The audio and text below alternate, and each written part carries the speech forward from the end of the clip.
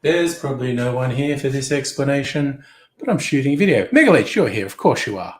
How could I ever doubt you? Going to be do a little bit different tonight. I'm going to shoot multiple short videos during this stream. Halloween. This is the first one, so I can have my first drink of the night. So I'm just going to set it up. Okay. Got the camera. Get that. Alrighty, right. And hey, Luke. Yes, I'm being very spooky. I'm going to have my audio here. This is literally going to, once I get going, should only take 2 minutes because the video can only be 1 minute long, so allowing for me screwing up the lines a couple times. Right, let's get FrameEd up.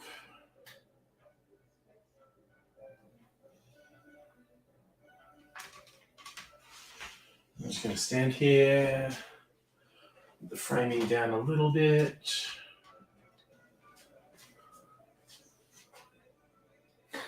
This looks funny, this skeleton outfit. Tiny bit more. How's that? There we go. Skeleton. It looks very silly. Okay, this will just take a minute to shoot.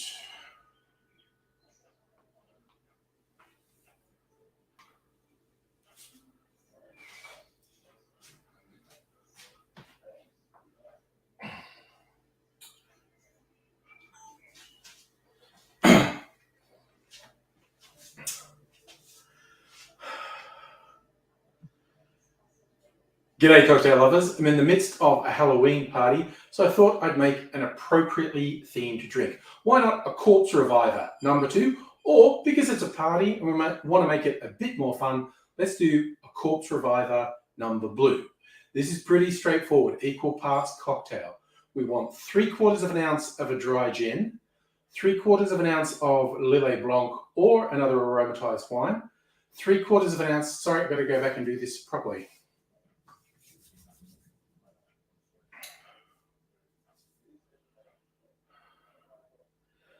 G'day cocktail lovers, I'm in the midst of a Halloween party, so I thought I'd make an appropriately themed drink, the Corpse Reviver #2. But because it's a party and we want to be a bit more fun, let's do Corpse Reviver #Blue. This is a pretty straightforward equal parts drink. We want 3/4 of an ounce of dry gin, 3/4 of an ounce of blue curacao, 3/4 of an ounce of Lillet Blanc or another aromatized wine, 3/4 of an ounce of lemon juice. Then we're going to have just about 5 mils or a bar spoon of sugar syrup. And for a little tasty treat at the end, just a couple of dashes, maybe half a bar spoon of absinthe.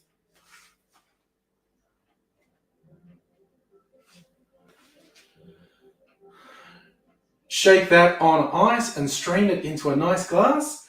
And there you have your Corpse Reviver #Blue. Cheers.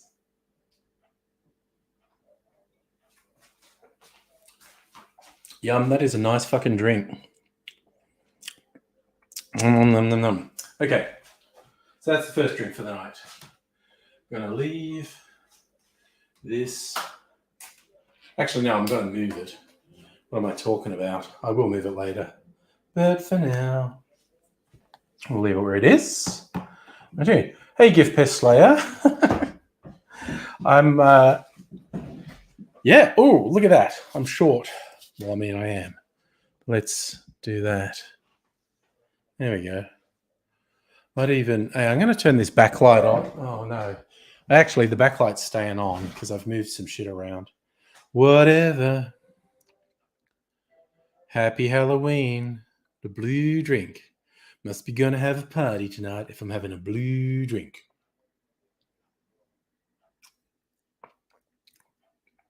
Oh, man, just a little bit of absinthe that's in there.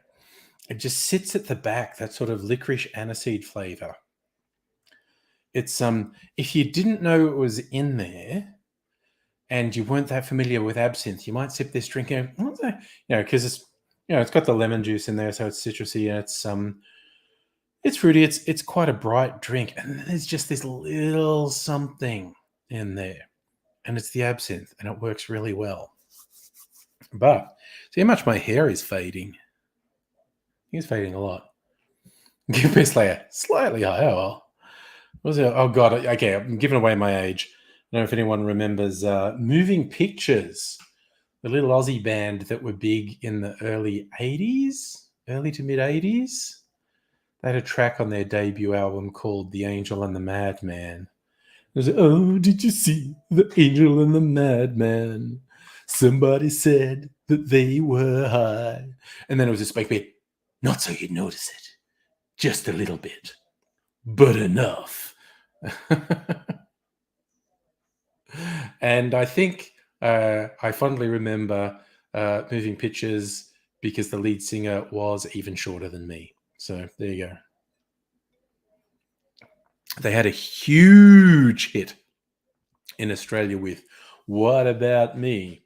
You may have had that Australian Idol dude inflict his version on you. That dude cannot fucking sing. I've forgotten his name. He's so fucking forgettable. But yeah, he can't fucking sing. But the original Moving Pictures version, huge hit. I think I was still in high school when it came out. My God. My God. That's how long ago it was. It's kind of like I was watching something from 91 and in my brain I was going, that's 20 years old. And everyone in it looks so much younger. And then, I don't know, 30 years ago. So it was like an old British cop show called Cracker. Robbie Coltrane's the lead. And yes, I was watching as Robbie Coltrane just died. But Christopher Eccleston is in it, a young Christopher Eccleston. And I thought it was at least 5 years before Doctor Who. I thought he's looking really young though. And I double checked and it was more than 10 years, like bordering on 15 years before he was in Doctor Who's, which would explain why he looked so much younger. But that's the thing, kids. When you get old, you lose all sense of time. I know even younger people, and I think COVID's fucked up everyone's sense of time, quite honestly. It is always fun with millennials who are going like, no, I'm sorry, 1990 was 10 years ago. What are you talking about? Every now and then you play some banger of a track for them and go, oh, yeah, I loved it when this came out. And I go, yeah, 10 years ago. And they're going to go, fuck off. That did not come out 10 years ago. But it did. So I'm thinking I'm going to front load drinks on this stream. It's like, before many people get here, no, I'm not.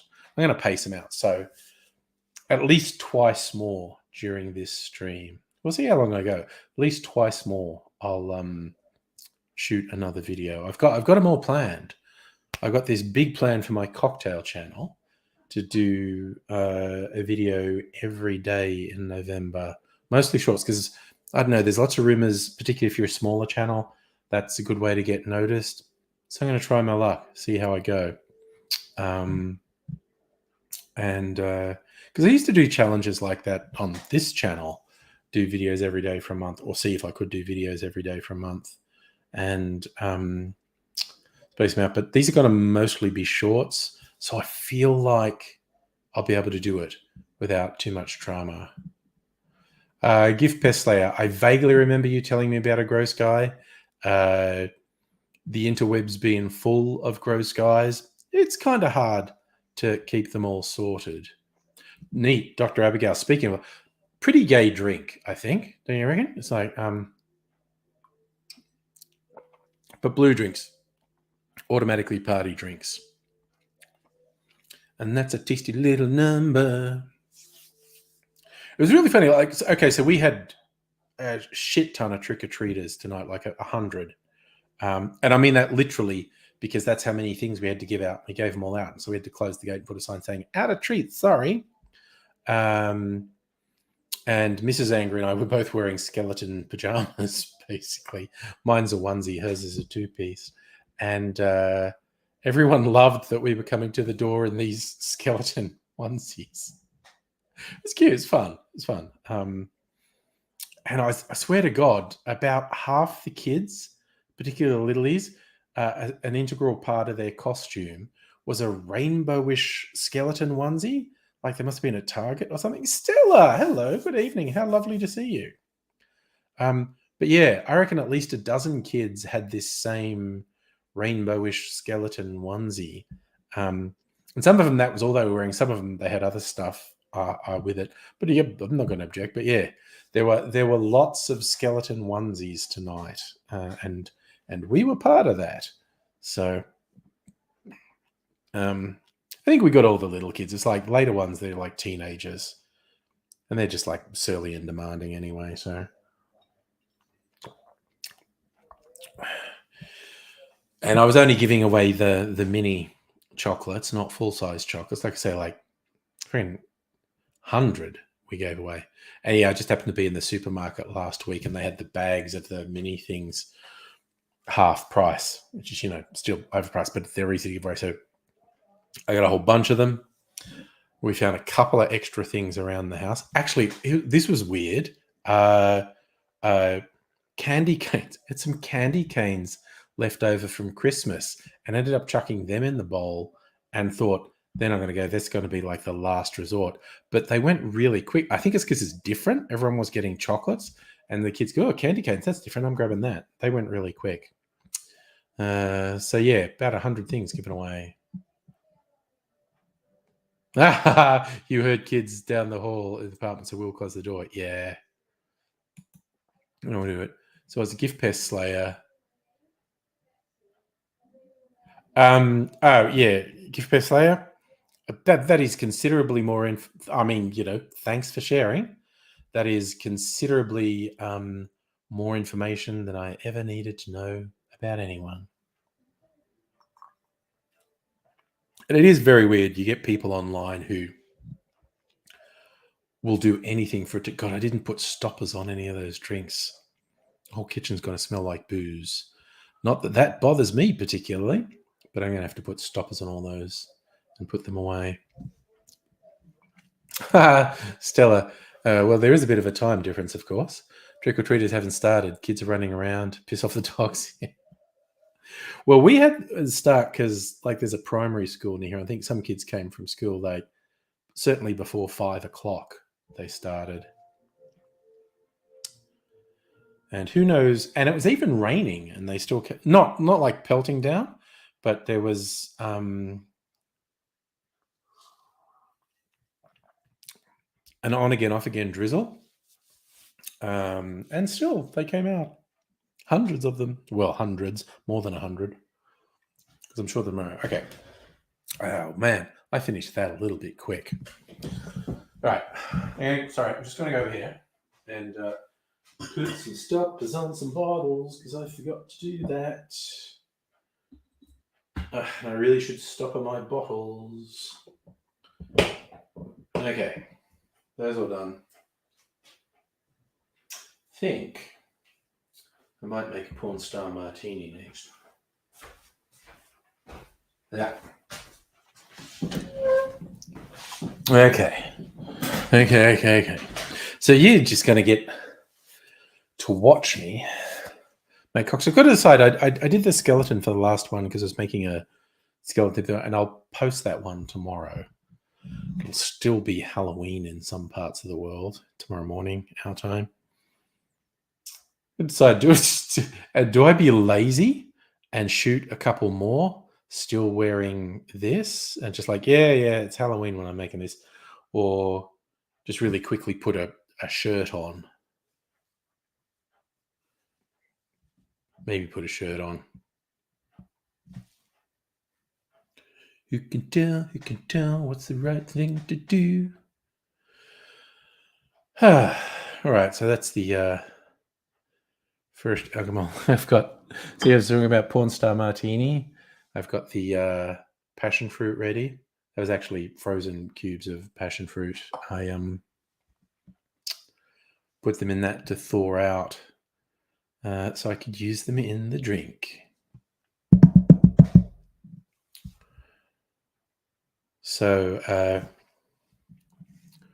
yeah, when I'm doing I've started planning out the month's videos, mostly shorts, and they're built around the 100 most popular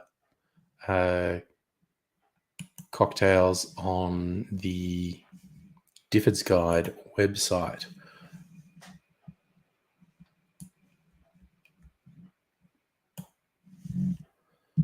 And I'm using Trello. Dr. Abigail and Stella and I were working on something on Trello, and I thought, I'm going to plot out my videos so I have a plan. They're on Trello. And I just realized, I guess I got to drag one across. Doing a basic thing where you have like brainstorming, like things you'd like to work on, to do things you are working on, and then doing, and then done. And there's already done. I uploaded one today, Barrel Aged Sazerac, which is a freaking awesome drink. And I just got to move Corpse Reviver Number Blue from to do to doing, because I have to edit it in the morning. I won't edit it tonight. That will be in the morning. So I've got about 10 things on to do. I've plotted out close to the first half of the month. Yes, Stella, need to get back to. Oh, look, we should have just like a Discord chat one day when we are collectively feeling up to it and talk about what we should do. Because I think it'd be fun to work on a project. Why did I not put? I went around there to put stoppers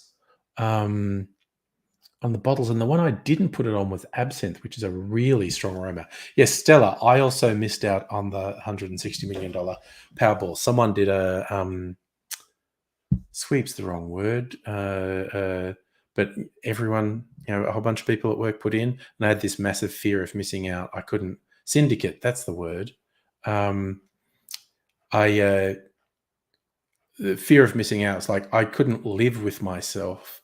Like I knew I was throwing the money away. Like it's not going to win, but there was that tiny, tiny, tiny chance they might win, and I couldn't live with myself if other people I worked with won millions of dollars and I didn't. That just would have been too much. So I bought into the syndicate, did not win. But that's okay, because I went into it going like, okay, you're not going to win. But, Jesus, you don't want to be left out just in case. All right. Yes, all right. So we're all going to do Discord meetings for Project X, secret project. I think, okay, the camera doesn't really show my hair off. I think in real life, my hair doesn't look as faded as it looks on stream now. But yes, we'll see how it goes. I still have to decide. See, if it fades a lot, I won't bother bleaching it. I'll just let it naturally fade out and the gray grow out. But if it looks really weird, like because the gray is already visible at my temples and at the part, doesn't look super weird yet, but if I decide it looks weird, I also washed it today and it's fluffy and I'm trying to stop it getting knots in it. That's why I'm doing that. Yeah, if I decide it looks weird, I'm probably going to bleach the remaining color out. And then my hair will be dry and like straw. Ah, Stella, so there was a syndicate in Kalgoorlie that won it. And they got 2.7 mil each. Africans going back to work. Well, again, we live in such a weird world. Like 2.5 million, depending what you want to do in life, it's maybe not enough to stop working. If you have very modest goals, it's enough. But like you can't buy a fucking house without taking out all that money.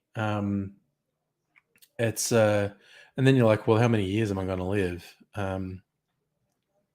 Not that I'd be giving it back. Like that's not enough. I don't want to win just a mere $2.5 million.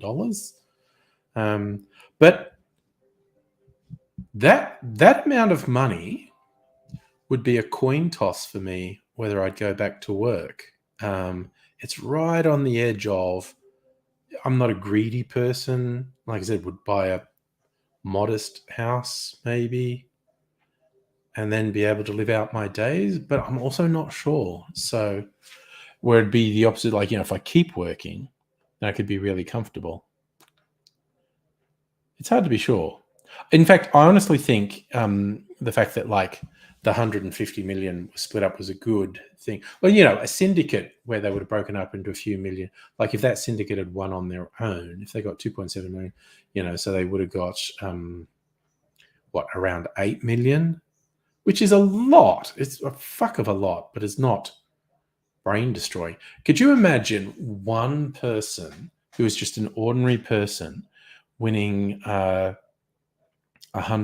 million? I mean, I've seen enough stories about people who win a lot of money that there is a better than average chance that would actually ruin the person's life. Like you would have to be so fucking careful to not ruin your life. But it is what it is. Okay, so I'm kind of on a roll and almost thinking I should make my next drink. Oh, look, it's almost half an hour. I just have to decide if I'm going to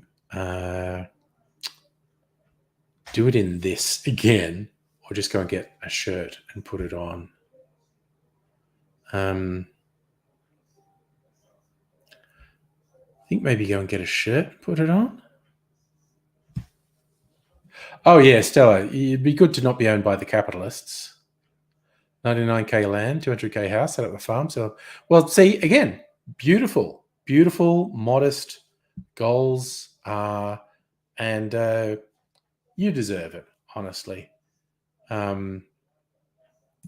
See, I'd still want to live in the city, which is stupid expensive. Like even a modest, and I mean a modest house is in the 1.5 to 2 million range. Ridiculous. Oh yeah, no, Dr. Abigail, it sounds mean, but that's been shown again and again and again and again. If you lose. If you win a lot of money, do not fucking tell anyone. Just do not. That way lies heartache, trials, and tribulations. Don't do it. Just don't do it. All right, I am going to duck. This will just take me less than 30 seconds. I'm just going to go and get a shirt and bring it back.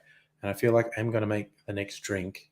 It's a bit soon. We don't know. I don't have to go to work tomorrow, but I don't want to get old memory lost. We'll see. I'll be back very soon.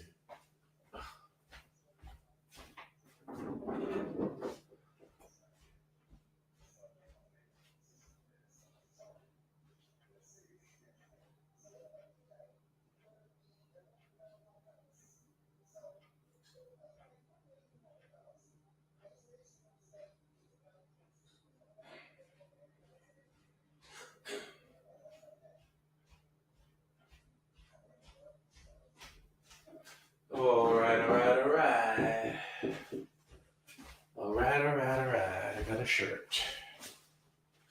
All right. So. Oh. Yes. See, that's the thing. We're going to try and avoid that. There are the two signs.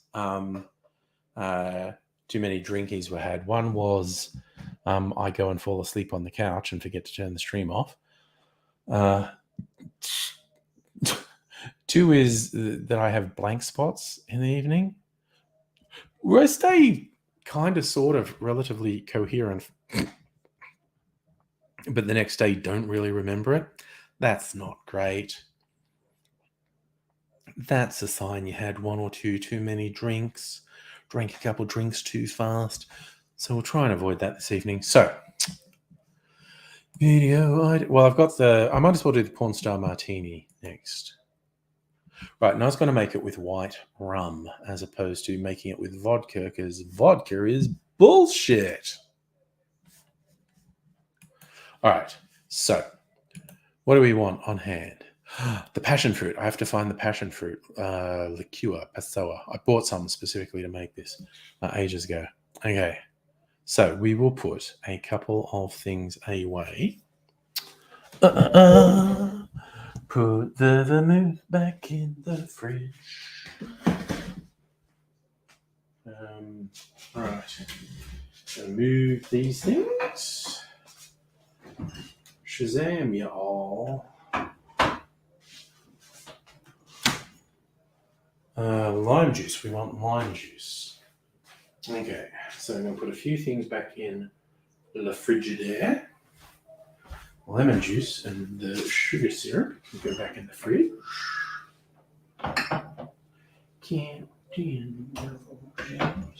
That's the lime juice. Not that I mean, I could fake it for a bloody video.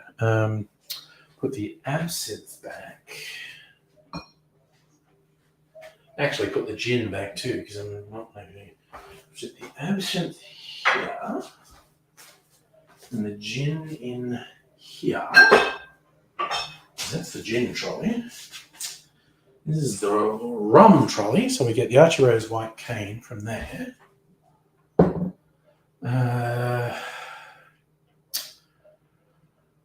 What else do I need for this?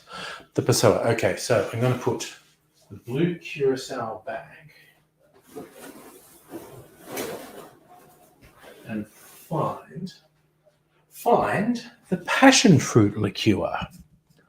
Go and find it all. Stella's got the trick and treaters happening.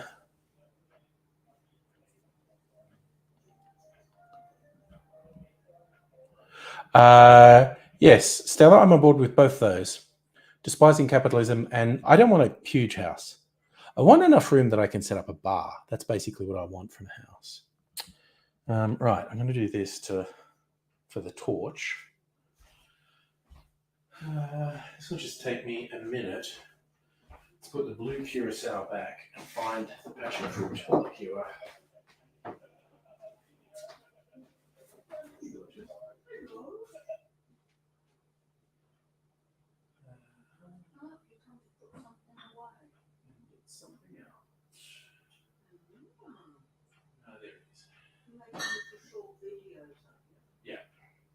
During the stream. So I made one, I'm going to make another one. What else can I drink? You have a lot of options depending what you want. You could try the clarified drink that I made. The clarified one, the triple C. Oh yeah, I'll have a bit of that. All right, I'll give you a fresh ice. Easy peasy. Yeah. All right. So yes, besides setting things up, also getting Mrs. Angry a drink. So we'll just set that up. Bring that out.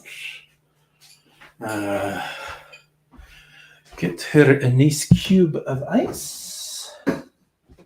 Because I haven't been chilling this drink, so it needs ice. Ice, baby. I see, Stella, you in a library. I can get on board with that.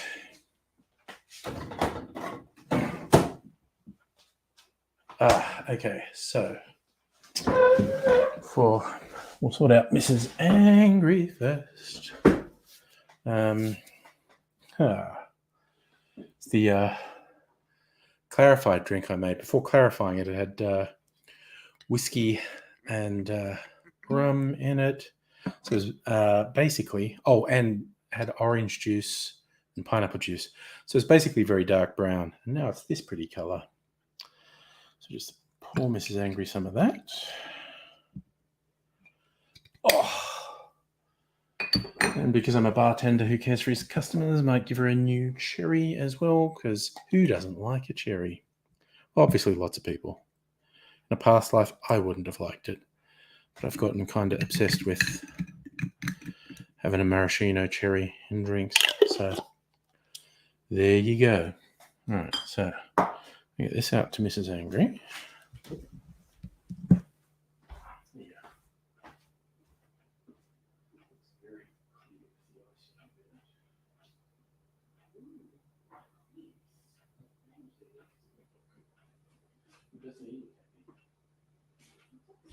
Very self-satisfying, maybe.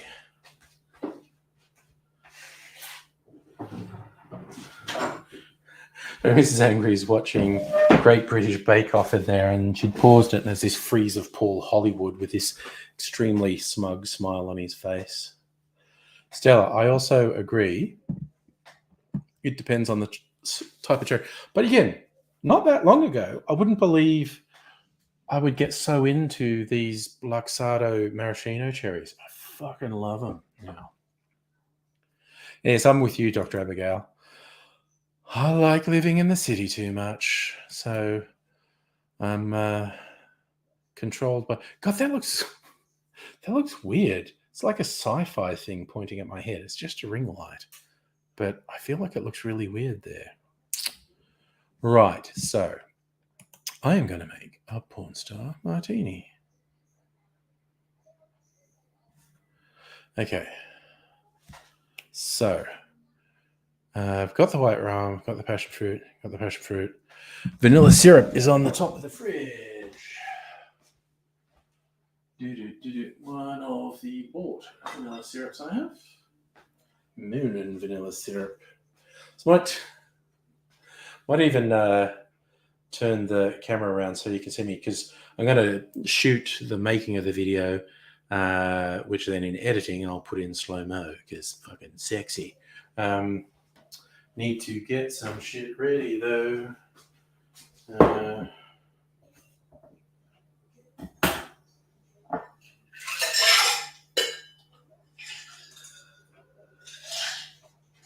think I basically blew water from the thing I shook up.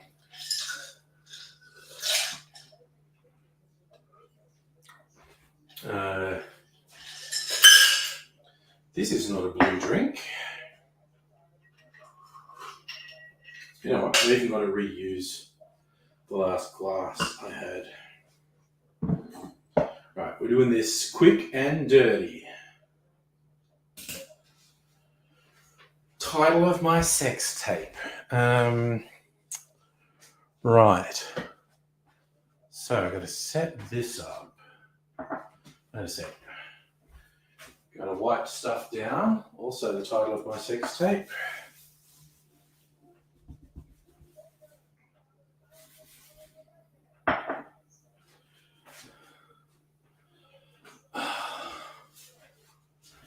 Everything is a bit wet. Also the title of my sex tape. Right. Everything's the title of my sex tape. This is going to be awkward. I'm going to move some stuff around. And now I'm going to point some stuff the other way. What's going on? Stella, hating humans is fine as far as I'm concerned. All right, so there's my filthy kitchen. You can watch me.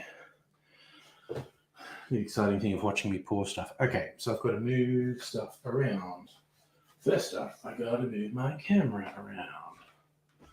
So that goes here. I'm going to shoot that. Also going to move my ring light over to make it all bright here.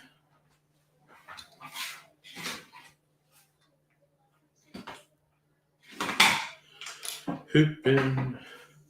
I didn't unplug. My ring light there. All right, I'm going to turn the ring light on. There you go. Everything is that much brighter. Okay. Okay. Now I just worked out something I have to do.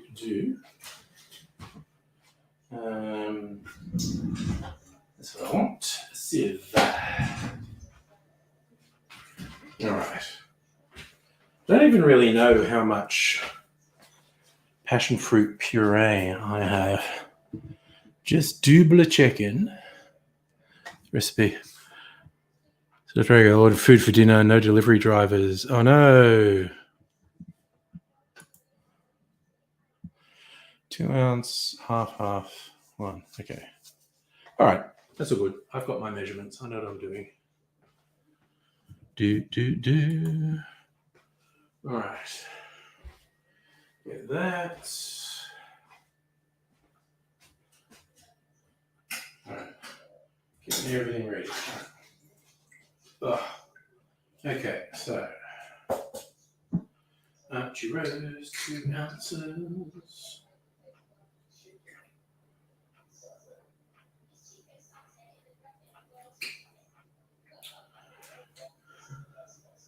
A little bit more. It's not really going to make that much difference. All right, so vanilla syrup. Right, so I'm going to go vanilla syrup. I'm going to go rum, passion fruit puree, passion fruit liqueur, lime juice, and then vanilla syrup. All right, I am planned. Now I've got to frame up on my Vidjet camera.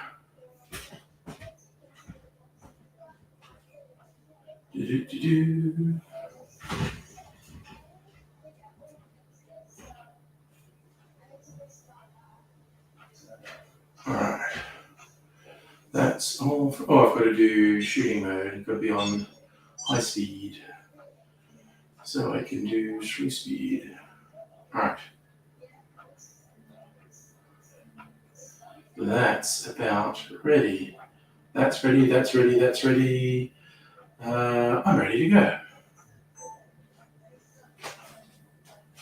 Okay, so do that. Yeah, I'm gonna strain out the passion fruit globs.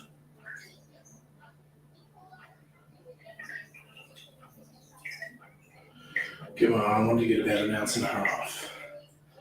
There we go. Done and done. Okay. Passion fruit juice.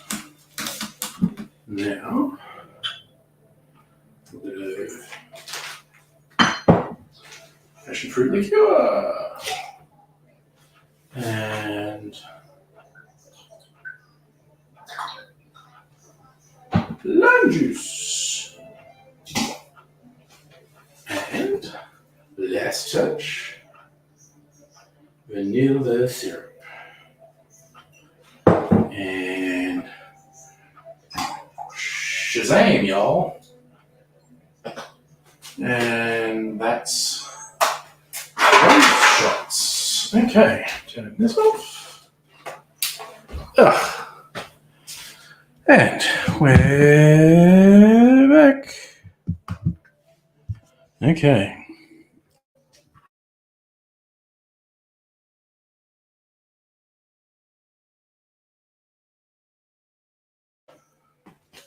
Okay, my internet's acting up. Hey, Kayla, happy Halloween to you. My internet's acting up. This tends to only happen for a couple minutes for some fucking reason. I think we're back now. So hopefully we're fine. Hopefully. All right. Now I have to set up for the other half of the video.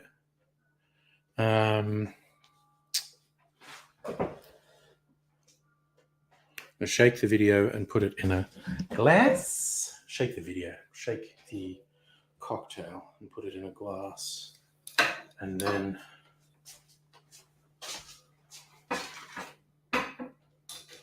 all right. And the camera.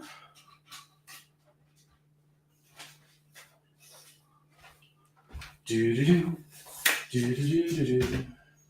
Do-do-do-do. Turning the ring light. Oh wow, that looks weird. It's all flaring out there.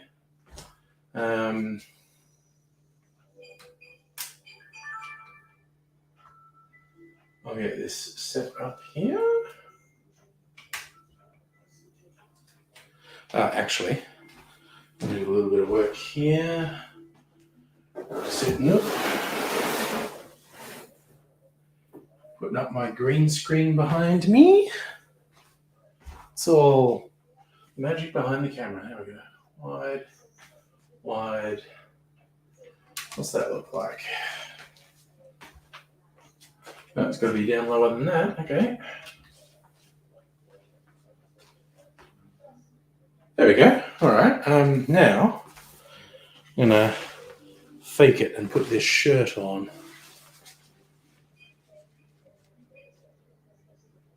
Showing some old dude. It's definitely something wrong. If it's showing some old dude who looks like a fat skeleton, there's something wrong with the internet.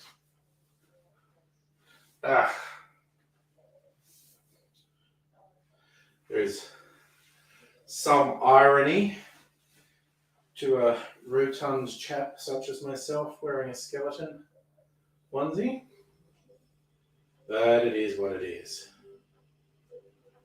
Cocktail shirt time.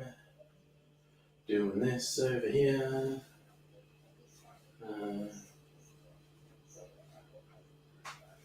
Well, doesn't matter if it falls down. Right, is this all set up how I want it? It is, so I just have to shake and pour the drink.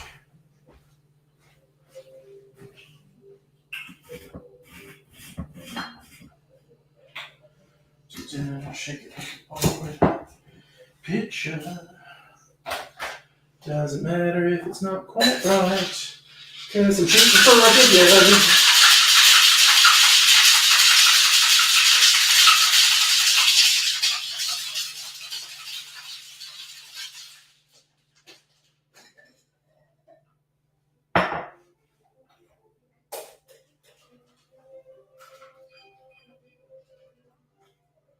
Ooh, nice wash line on this one. Okay. And the video camera didn't like being idle for that long. Fair enough. Wait on. I don't want my pants to fall down where you can see them. Even if the people in the video wouldn't see them. You all would. We don't need that. All right. What's going on? Like Marvin Gaye asking what's going on. All right, I think that should stop them from falling. That should stop them from falling down. No one wants to see that. All right.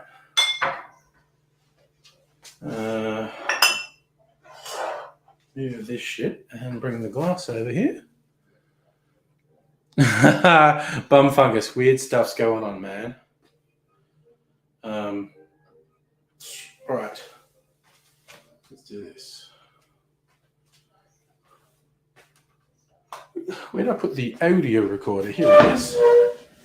Right, this again is just going to take a minute for me to do this. So 2 ounces, then half of everything. All right, what do we got going on here? Just got to check my framing's right. Yeah, that looks good. That looks good, even though my forehead's flaring, my 5 head is flaring out like nobody's business.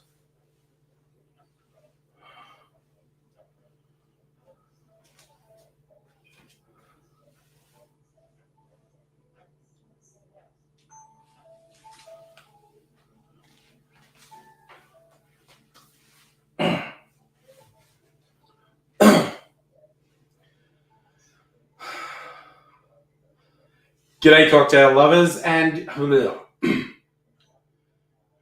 g'day, cocktail lovers. One of the most popular cocktails in the world is the Porn Star Martini. But you know what? A vodka base in a cocktail is bullshit.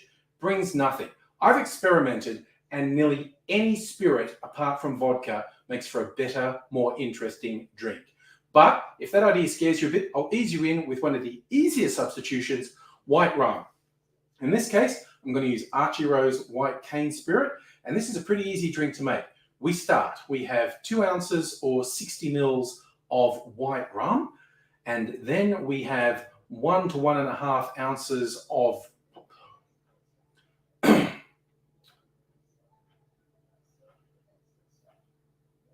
Next in the shaker goes 1.5 ounces of passion fruit juice. We follow that up with half an ounce, 15 mils of passion fruit liqueur. Then we add half an ounce or 15 mils of lime juice. And finally, we add half an ounce or 15 mils of vanilla sugar syrup.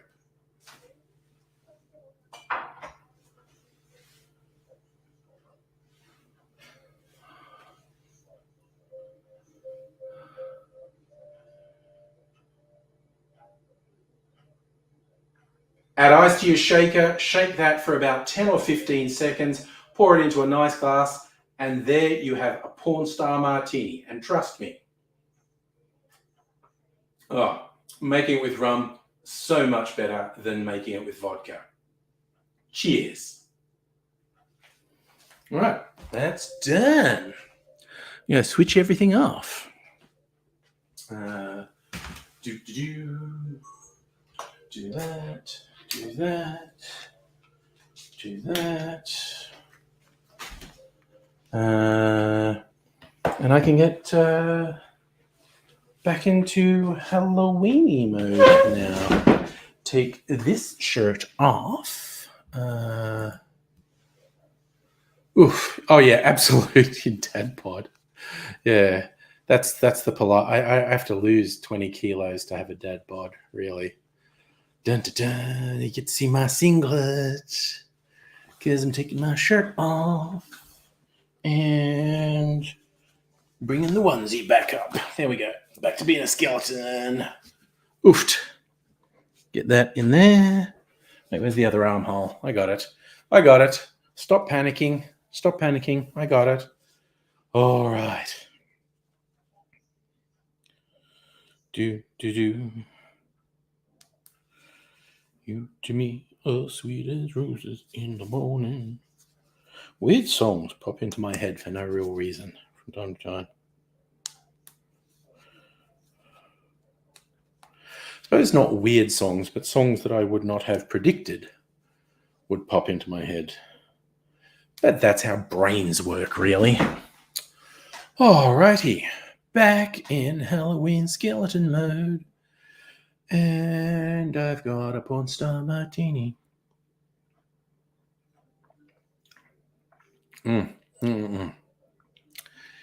Yum. Passion fruity and rummy. As opposed to if you made it with vodka, it would just be fucking passion fruity because you wouldn't taste anything else. Just a little bit of lime juice as well. Yep, that's what we got to do. That one, yeah, now you've got repeat stuff stuck in my head, Dr. Abigail. It's actually very easy to get stuff stuck in my head. And I know I repeat stuff.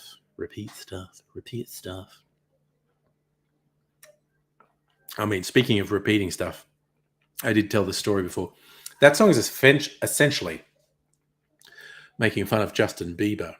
And I did see an interview, and because that's from a very old, it's like from a 10-year-old Bo Burnham show. He's, for someone young, like he's only just turned 30. He's probably like 32 now, 31, 32. He's been around for a long time. He's been, like, he got big on YouTube when he was 16.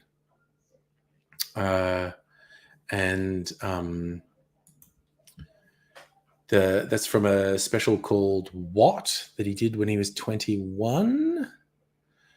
And I did see an interview with him where he talked about basically feeling bad because he found out at one point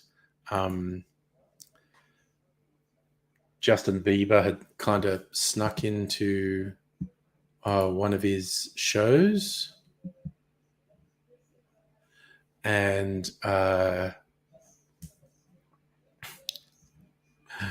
it didn't really happen. Oh, sorry, Dr. Abigail. I thought you just posted a picture of your duck. Yes, I did see your duck that you posted this afternoon. Yes.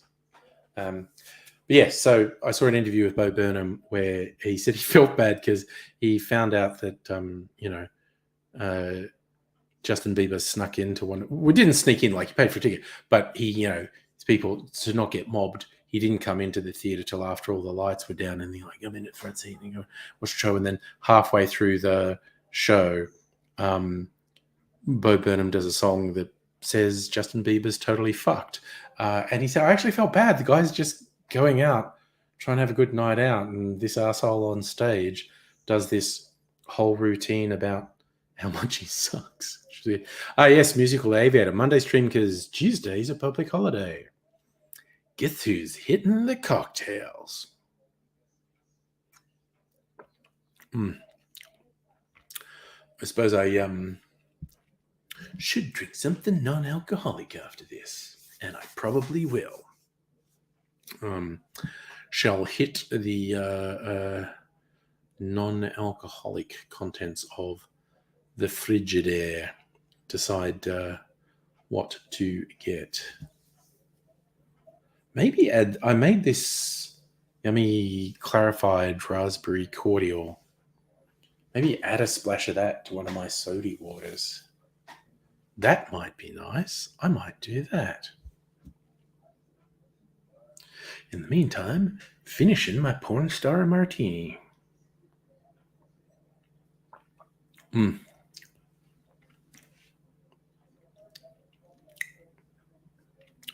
although there's a lot of passion fruit in there, to me that isn't even particularly passion fruit. What I notice is the lime and the rum I used. And that's not even a particularly strong rum I used. I got another white rum there that's a lot more of what they call hogo in rum, so which is that,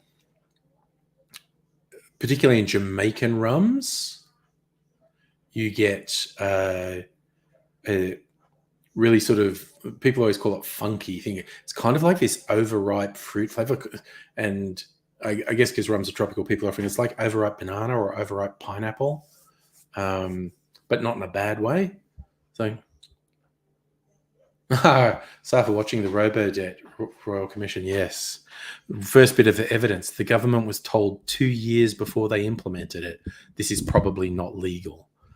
They're such fucking scum. And then finally in 2019, proper investigation goes, yeah, this is actually definitely not legal. It was always immoral. But yeah, the fact that it was also actually illegal, fucking Jesus, what a pack of bastards. What a pack of bastards.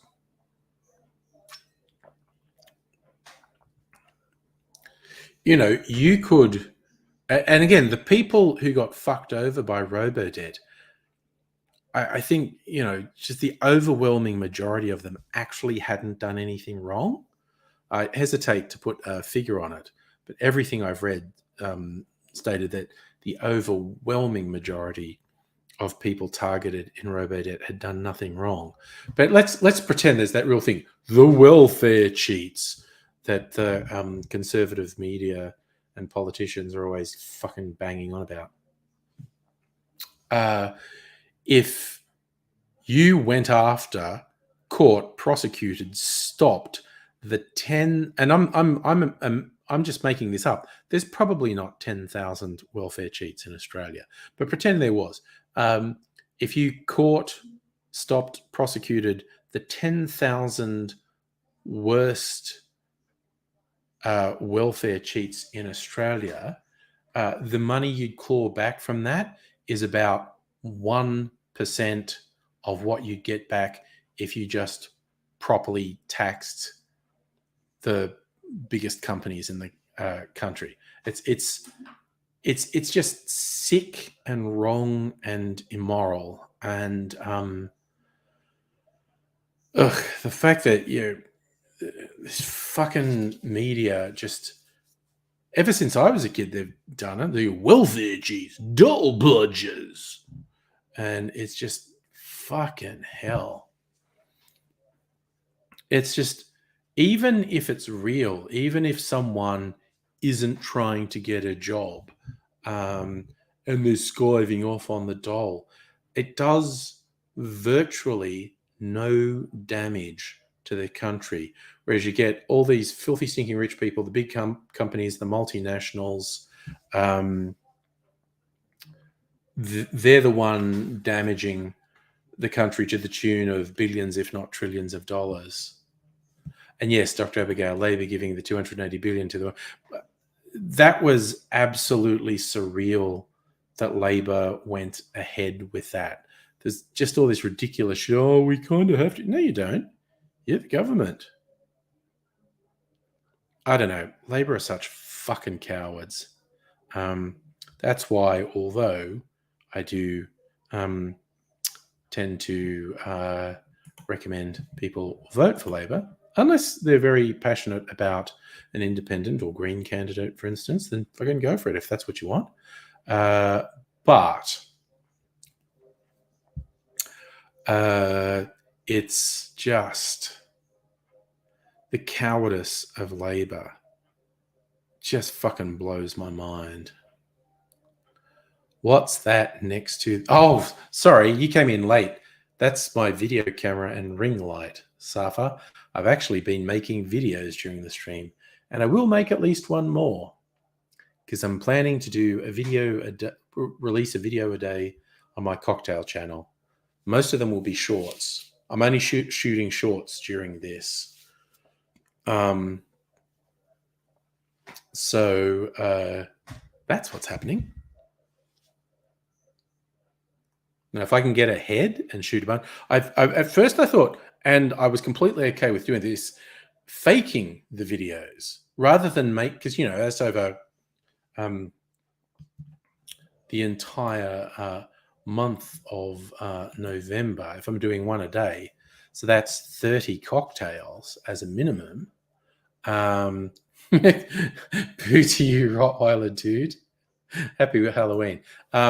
Yeah. So 30 plus cocktails, Jesus, I don't want to be doing cocktails every day. But then I just thought, but particularly shorts, if I just do, say, 3 in each live stream, I'll be keeping pace and that'll be fine.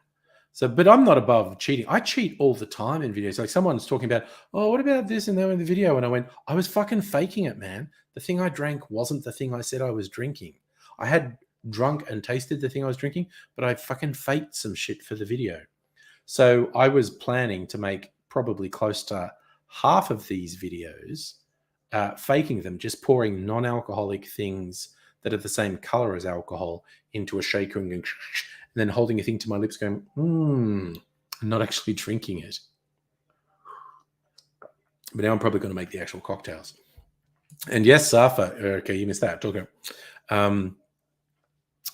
More than 100 kids came to the house tonight. I know that because that's how many treats I had from the supermarket, little mini things. And we ran out. So we had to close the gate and put a sign on the gate going, sorry, we ran out of treats. But by that stage of the night, most of the littlies were gone and it was like teenagers. And so it's like, not that I have an aversion to giving the teenagers a candy, but we ran out. So fuck it. Fuck 'em. Yeah, I think we worked out, because this is a really quiet neighborhood that doesn't really have that many kids in it. People were actually getting in their car and driving around, and there's like an indicator, it's like agreed upon in this neighborhood. If you put some sort of Halloween thing at the front of your house and have like your gate open, that's your message to people. Yeah, they can come in and you're going to give them treats. So we stuck some stuff out on our front gate tonight. We didn't put it out there before tonight. Yeah, I bought a bunch of little things from the supermarket and we found a few more things in the house. And so it's basically 100 treats, probably slightly more than 100, and they all gone. So, but it's fun, a bunch of kids come in. Skeleton onesies. It wasn't just me and Mrs. Angry wearing skeleton onesies. Really significant number of the kids came on. Oh, Dr. Abigail, yes, Angry Bunch by all means.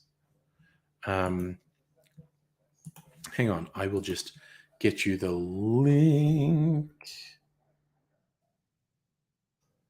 All right, there's the link. Okay. Porn Star Martini gone. Okay, that's actually not too bad. I thought I drank the first one too fast, but that's an entire hour with only 2 cocktails, which is, borderline responsible. As in, I certainly wouldn't get in a car now, although I think I might be under the legal limit. How many is that? 1, 2. No, I think I'm over the legal limit, actually. Yeah. 90% sure I'm over the legal limit. Not even half Tim Smith, though. Hello, Dr. Abigail. Ooh, hello. How are you doing? Hi. I'm okay. In a chill mood? We're gonna chill. Well, I've had a drink. Alright. I made it is well and truly drunk now. I made myself a Snosberry Fizz before. Official drink of the stream.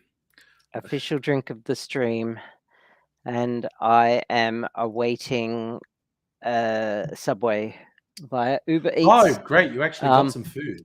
There are no drivers around here. I had to order from St Kilda, which is on the other side of the city, and it's taking forever. And they reckon my food will arrive in half an hour.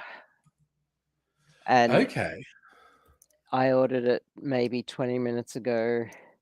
Ugh. It's because just there's no drivers, and they'll probably it'll probably time out, and they'll give me a refund.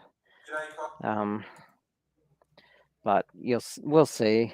Otherwise, I guess I'm making food myself. I guess I don't know if I have the energy for that. But I have a new duck. Nice new duck. It's got little feet and wings, and it's a mallard. It is a mallard. Yes. His name officially is Frank, I think. No, Jake. Okay, Jake. Actually, it's a Beanie Baby. Oh, okay, it's a Beanie tag Baby and duck. everything. Came in a Ziploc bag from a collector, and he's probably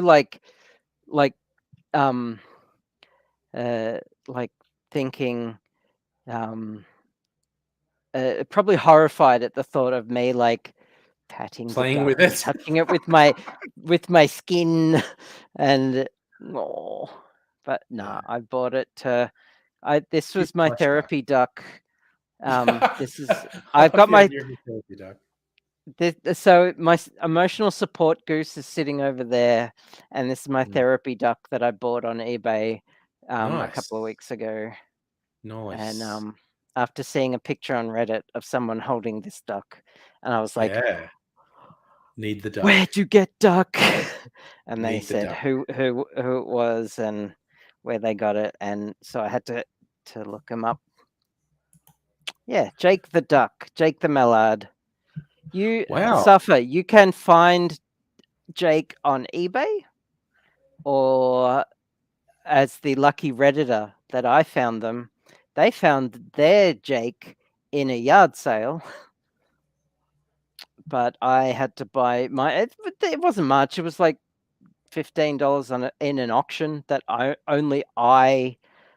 bid on. So plus shipping. So yeah, it wasn't much. Right. So I actually was looking up. We invented the Snosberry Fizz way back at the start of 2021. Wow, it's been that long. Yeah, I just looked it up. That's when I posted it to the cocktail channel.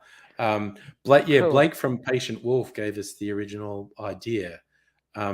Yes. I'm not sure how you made it, but it's like a split of whiskey and gin, and with bubbles. Whiskey and gin. So I got myself a silicone ice cube tray that makes those giant cube Yeah, ice I love big cubes. cubes. Yeah. Yes. And you cannot lie. I like big cubes, and I cannot lie. What's it? You other brothers can't deny. When a girl comes in with a glass of gin and some big guys, you just go, wow. That's actually reasonably good free-forming for me because I'm usually pretty bad at it. Showing your whiteness. I am so white. It's it was like I was joking on Twitter, all the people saying like, oh my God, all the fucking lunatics have come out because they think they're not going to get kicked off now. And I went, well, it's about the same for me. So either I've blocked all the right people, or I'm a cishet white man, and I one of the two, or a combination. You know, it's like, yeah. And I didn't even get any troll responses to that. Oh, okay. Actually, yeah, I noticed the crazies. The crazies on Twitter have like upped their game a bit now that Elon's in charge. But yeah, I did gin and Starwood Nova. Topped it with soda water. Yeah, that's basically. Sorry, I like Safa's we could do that. I like big ducks and I cannot lie. You brothers can't deny. When a mallard comes in with the fuzz on my chin, I just let out a great big sigh. Oh my. Oh, jeez.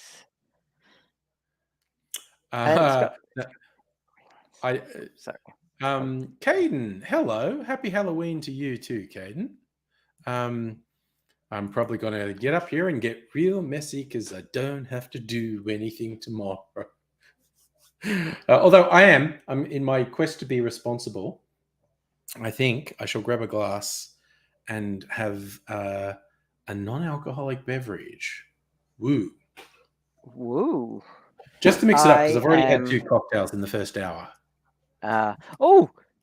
My order is being picked up. Yay! Nice. Progress. Nice.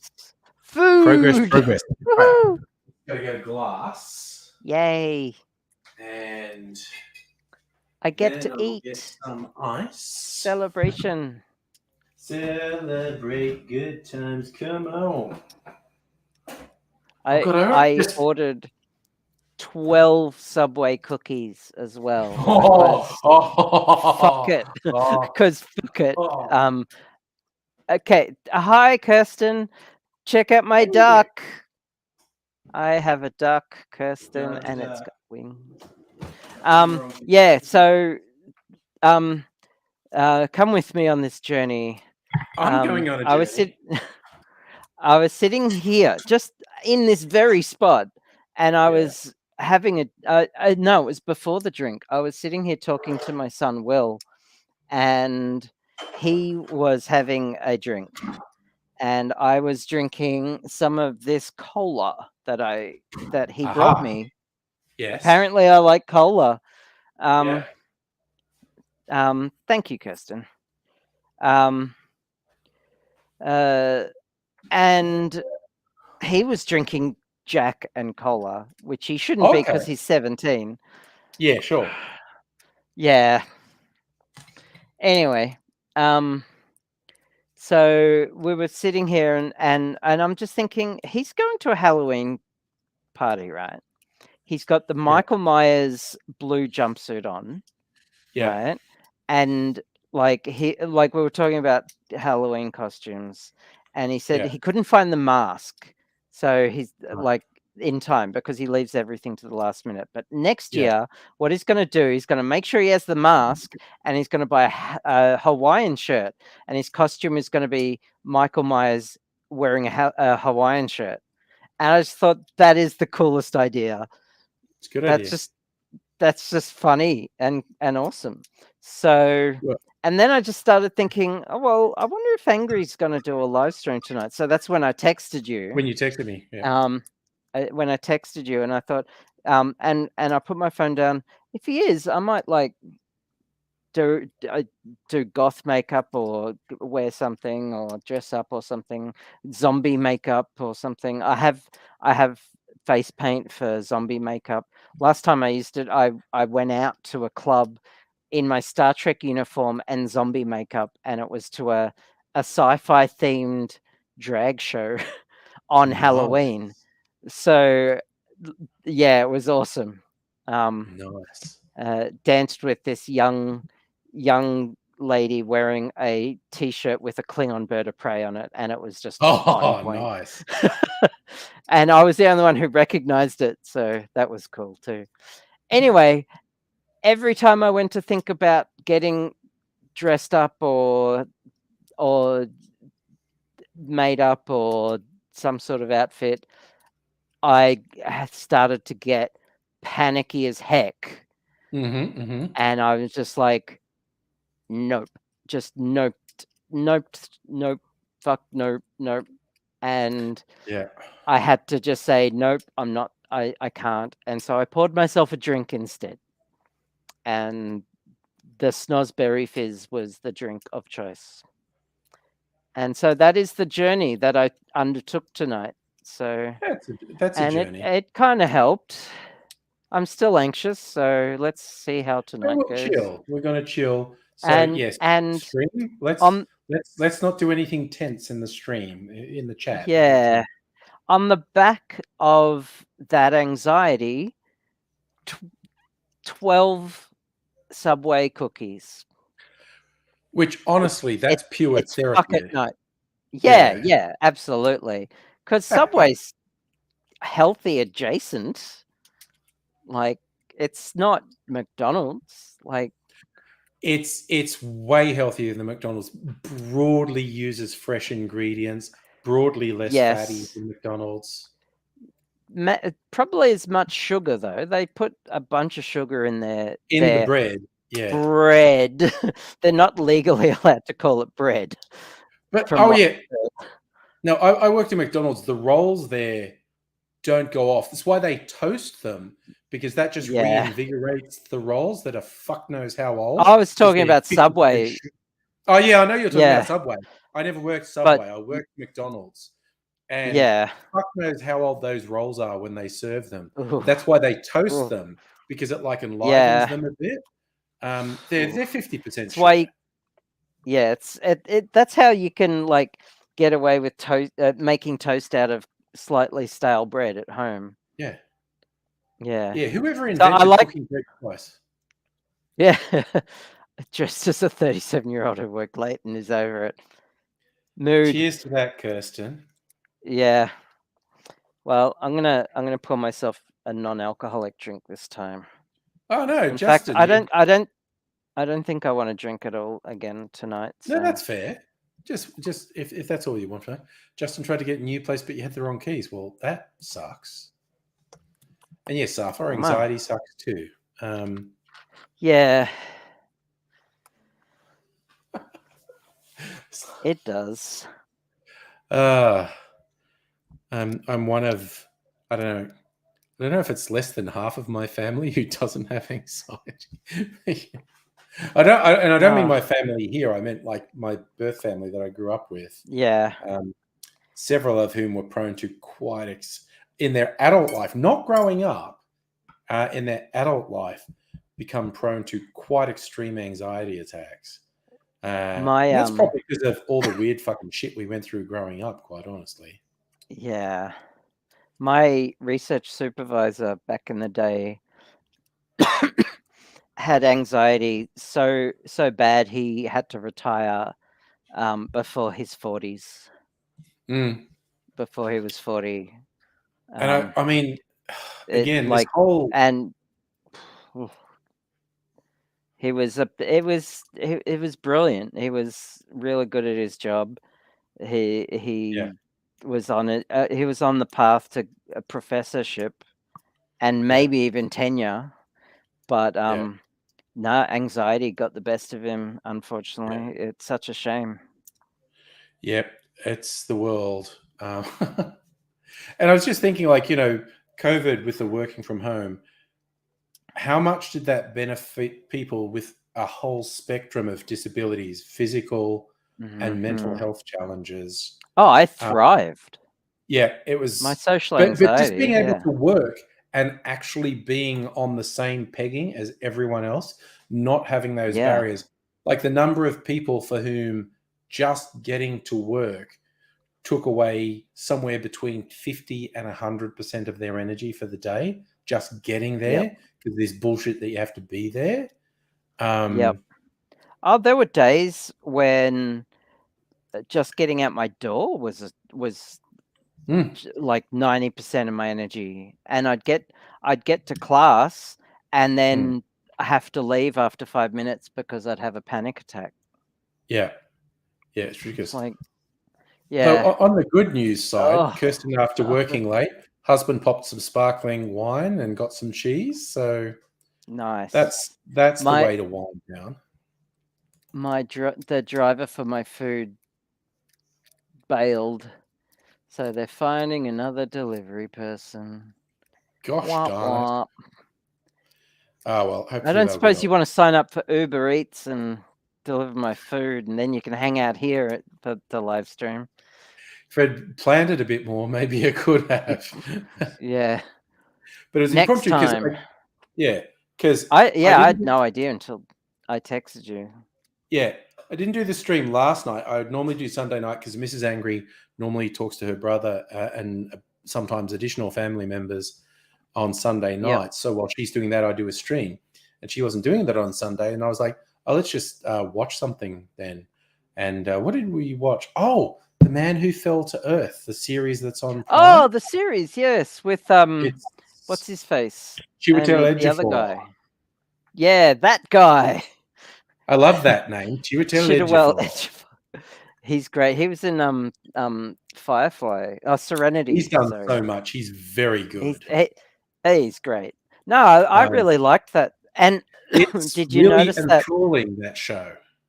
Did you notice that the name of every episode was a Bowie song? Yeah.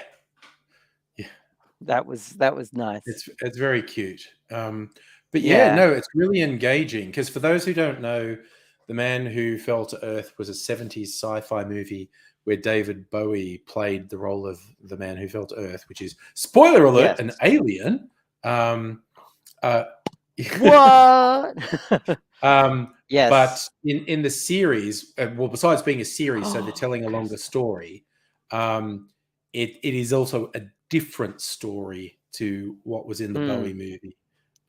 Yes. And the Bowie movie is weird. I actually watched it not that long ago. I haven't been game enough. We have some breaking news. So some really, really important breaking news. Yes. Kirsten has a cat sitting on her lap. That is important news. You are blessed. We of the whole spectrum of people who came to the door, they all loved Mrs. Angry and I were both in skeleton pajamas, and I think particularly the parents who were with the kids liked the fact that we were coming to the door dressed up, but a lot of the kids liked it. And cool. Mrs. Angry, there was a group of young teen girls, I'd say 13 to 15. There's about 6 or 8 of them together. And I don't know, Mrs. Angry brought out Mimsy, and they're just like, "Your cat's so beautiful. Oh, I mean, what's your cat's name? It's Mimsy. Can I?" And we said, "Yeah, she loves attention." So Mrs. Angry just was holding Mimsy and put her out, and all these hands reached out and went, and Mimsy's like, "What the fuck?" And like anyone who's visited the house knows Mimsy does like attention, but apparently half a dozen or more sets of hands coming out at the same time. Yeah. And she was like, "Oh, what the fuck? What's that?" Yeah, that's like most cats. Attention has to be on the cat's terms. Yeah, and that won't do it for like. There might be some cats that are into that. Stella had to take a phone call, and unfortunately won't be back to the stream. Oh. But she does give her love to the stream Oh. in general. Well, it's very So- nice that we had her when we had her. Yes. That sounded Sorry. sus. Yeah, I just like went to a whole different place then. I know. That was my fault. Yes. I was still sorry. like hoping to make it to Kalgoorlie one day. Oh I yeah, might go of course. visit the big ass hole that they've got going down there. Yeah. You know, the big mining pit. I'm trying to. For some reason, my camera is like really low res. So just give me a sec. That's all good. It's at it's 720p. It just might be the lighting. Only because the map of Numenor back here is really out of focus. And I'll just put it back up. Have I found another driver? Nope. Sorry, this website's being weird to me. They've updated the time to 10:15. Oh god. Oh god. Okay. Closed by then. Oh, hang on. I'm going to. I was just going to share something because I was playing with those AI art programs for a thumbnail for tonight. It ended up, for anyone who saw the thumbnail, a very stereotypical jack-o'-lantern thing. That was actually done by an AI. I was using the prompt, and I'll share this one that I almost used. I thought was quite funny. I was using I was using the prompt, Halloween horse holiday. Okay. And it generated this. And I said to do it in a cartoony style. That's bizarre. Isn't it I almost used that because I just What the hell is that thing sticking out from underneath? It's like it's got a flamingo costume on or something. Yeah. And then there's some bats flapping around and just that weird fucking dude riding the horse side saddle. Yeah. That is weird. But I quite like that. Almost used it. Yeah. Speaking of weird, what I want to know if anyone has what was your most recent YouTube search phrase, and if anyone was as weird as mine. I don't think I've done any particularly.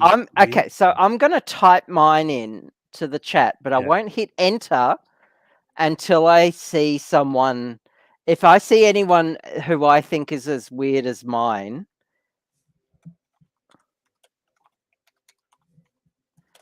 this is literally what mine is, but I won't actually hit enter yet. Kirsten's gone for lo-fi, which is I can relate. Lo-fi. I really like trying to find music that you wouldn't think could be lo-fi, but people have attempted it. Like punk rock lo-fi punk rock, which is a contradiction, or lo-fi heavy metal. Yeah. I don't know what Lower Town is. I assume it's some sort of porn, but I have no idea. So we're not judging you because I don't know what it is either. Yeah, I have no idea. No judgment here. But we're just assuming it's something we probably should judge you for. Yeah, I assume it's some sort of boy band, perhaps. I don't know. I've never heard of them. They're an indie band. Indie as in independent, or indie as in from Indianapolis? Oh yeah, Kirsten. You need lo-fi for sleep. I have an app on my phone that randomly generates rain and storm sounds. So it's got a mode for it'll randomly put in thunder and lightning and Yeah. rain patterns, and it's really good. And I do that You can for sleep. a prompt that can get you good relaxation stuff is bilateral stimulation. And it's an audio thing. Like it really only works if you're wearing headphones or earbuds or whatever. And it's stuff that moves ear to ear. Oh yeah. Okay. Okay. And it can be good I'm for gonna hit sleep. enter now. Yeah, I'm hit gonna hit enter. enter. I'm just going to also throw out something weird. You see chat before I do. You're always I do. what Yeah, for? Oh my god, you watching those gross videos? I do. What for? I So know, it's come up before that you like the gross so video. botfly maggots are massive. Like Hmm. they're like, and they're chunky, and people who go to South America, sometimes it's like 1 in like 100,000 chance, will get stung or bitten or have eggs laid in them, in their skin, and a lot of animals get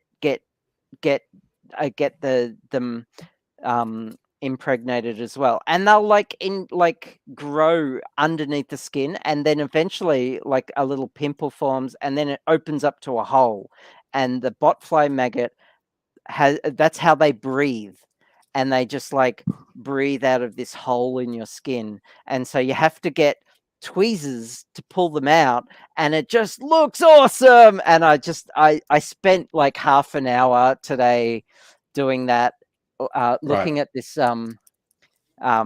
If before the stream. yeah, uh, if this hasn't established how gross it is, like I started typing that into YouTube and it auto completed. Put BOTF and it auto completes to botfly yeah, remove because that's what everyone searches for it's apparently. It's super it's a gross. It is. trypophobia warning, Yeah. and like it's the type of thing that would gross out Dr. Pimple Popper. She would Because it's a probably living just, thing yeah, being taken out of someone. it Yeah. is, yeah.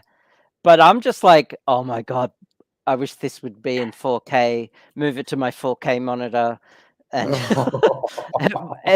call Will over. Don't tell him beforehand. Call Will over and like watch him dry retch. Ugh. Oh, I'm sorry, Kirsten.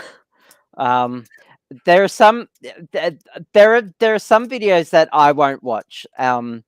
Like you'll get some dogs that like have like dozens and dozens of them, and they're in obvious distress, and that's just gross. But I Mm. just watched this British lady have like a bunch of them in her arm, and they took like 6 out, and she was fine. She was laughing to her friends video recording it, but it looked like her friends were saying, "Oh, that's so gross," and she was like laughing, and I'm just like, "Oh wow, look at that." Oh, it's Oh, there are so wriggling on the many. tray. Yeah. Oh, wow. Yeah, Oh. and you see them, like, pop out, and yeah. Oh, good lord. Because Okay. I only did this because, r/medical gore has been down for, like, a month or so. Oh, The no. moderators have changed, so. Oh, yeah, okay, coming out of a cat's nose. Yes, that showed up on my search results too. I didn't watch any of them. I haven't gotten to that one yet, so. No, that showed up Yeah, on my search results. yeah. It because the I don't quote me on this, but the botflies, the maggots must have some sort of like anesthetic secreted. Otherwise, you would be in extreme pain. Well, It's there are a lot of wriggling around in parasites. your, yeah. There are a lot of parasites that work that way. Mm, You don't know they're having a go at you because they've actually injected, like leeches. yeah, yeah. Yeah, leeches work by you not knowing they're doing it. Well, it's mosquitoes. The classic one, mosquitoes. Yeah, yeah, yeah. I think that varies, but yeah, there's a whole bunch of things that do actually do local anesthetic, so you don't know they're doing it. Yeah. Which is wild. Nature is just like I think humans generally very casually underestimate nature in a variety of really trippy ways. Yeah. Yeah. But yeah, because Dr. Pimple Popper is between seasons at the moment, so and Oh, medical so gore r you're slash medical jonesing. gore's like out. I needed a fix. Need a fix, man. Trypophobia is a thing, and I just like I don't like. I want to grow some like lotus lotus plants just for the holes, man. Need some Yeah, holes. Just give me those yeah. pods. People have done some very fun stuff with that on Photoshop, just putting it on various parts of Yeah, people's body and go, look at this terrible thing and it's just and Photoshop with it's these lotus yeah things on them. with varying degrees of success. Yeah. Yeah, yeah, I know. So I've seen a few that just looked very real, and Mm. because some people Or are real good with just Photoshop. too many teeth. That's always fun. Yeah, People with sorry, too many that is a teeth. funny one. That is a funny one. Yeah, yeah. And the fact that some I don't. people can do that with video, I've seen video, Yeah, and yeah, that's very clever editing. Someone smiles, and they've got literally twice as many teeth as they should, and it's incredibly yeah, disconcerting visually. yeah. If you ever buy a bra from South American companies, wash them first. Because if they have botfly larva in them, no, that I've seen videos Yeah, of yeah, I can see. botfly in boobies, and it was actually painful. Hmm. So yeah, wash new underwear. I have to admit, any clothes I buy off the internet, I wash before I wear them, and not so much Yeah. thinking of bot flies, but fuck knows what chemicals they have in the warehouses Oh to yeah, keep pests down and whatnot. And like yeah, fair enough. particularly this is the first thing I bought that made Facebook start advertising really gay clothes to me was the vest from the Dracula website. This is a very Yep. brocadey vest, and it just reeked of formaldehyde when I got it. I had to wash it Yeah, and you were hang it out saying on the that. yeah. I had to Yeah, wash it and then hang it on the line for days to air it out. yeah. Um, I it was I oof. I bought a couple of t-shirts. Oh no, it was I bought a t-shirt. It was just after the whole Four Seasons landscaping Right. deal, Yes. Yes. and I bought the t-shirt with Gritty riding the ride on The lawnmower. lawnmower. Yeah. Yeah, and it was the Four Seasons landscaping. Yeah. And when the t-shirt arrived, it stunk of vinegar, just Oh. overwhelming vinegar Okay. smell. So I had to wash it. I ended up having to wash it twice, and now Mm. it's fine. Yeah. It's just so strange. And once I Yeah. bought a skirt on eBay, and it stunk of cigarette smoke, and I was like, ugh, that was Yeah. a bit ordinary. Yeah. Never Like make that mistake again. yeah. Most of these cocktail shirts didn't smell bad at all, but just out of habit now, I get a new Yep. consignment of them. I wash them before I wear them. Just because, and again, I was not really holding it against people. It's like they've got a massive warehouse of fabrics. They're probably spraying fuck knows what chemicals around to keep silverfish and other fabric eating things under control. So Yep. I just wash them.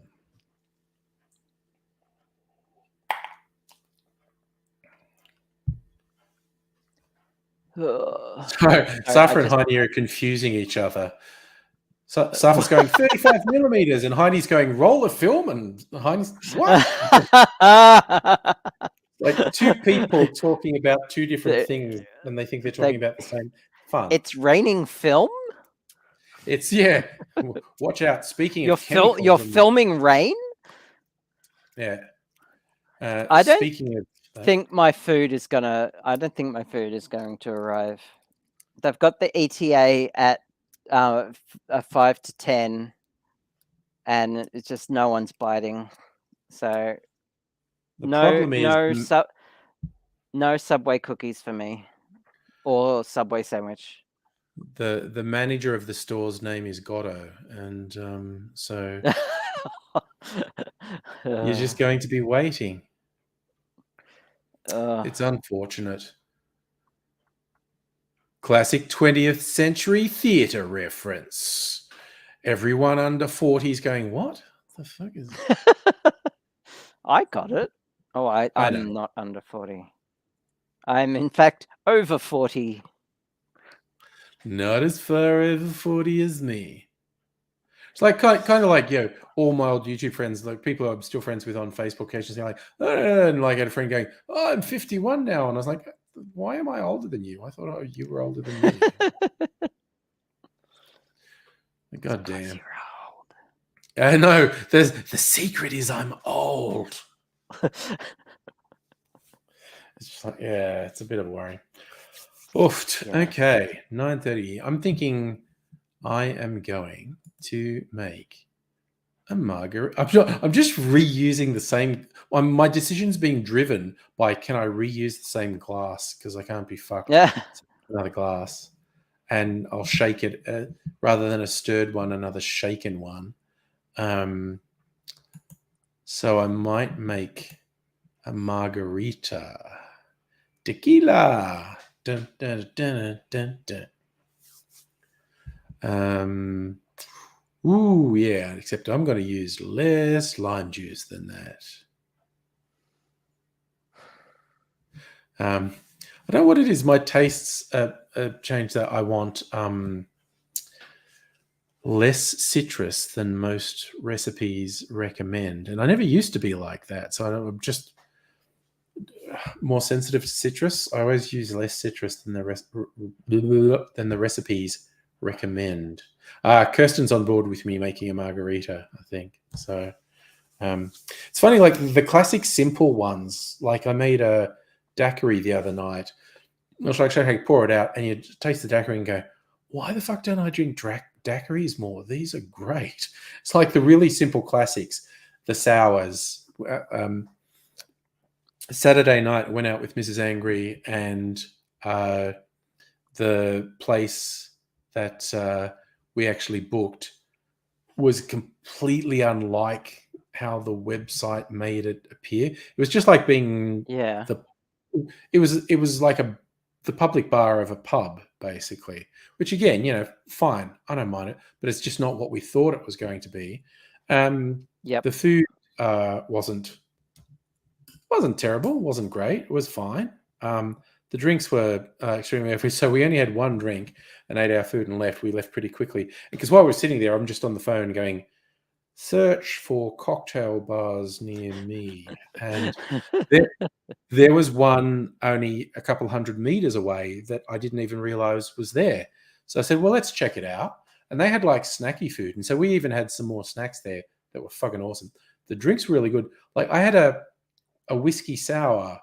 The one twist on it is it had yuzu, which is a Japanese citrus rather than. Okay, yuzu. What did? Oh, you thought I meant ouzo. Ouzo, yeah. No, yeah, yuzu, that would be Japanese citrus. Yeah. Yuzu. Okay. And it was fucking phenomenal. And like normally, I really get into cocktails where there's a bunch of different flavors. Like as you drink it, you get all the different flavors. This whiskey sour was like one note, and it was fucking perfect. It was so good. Cool.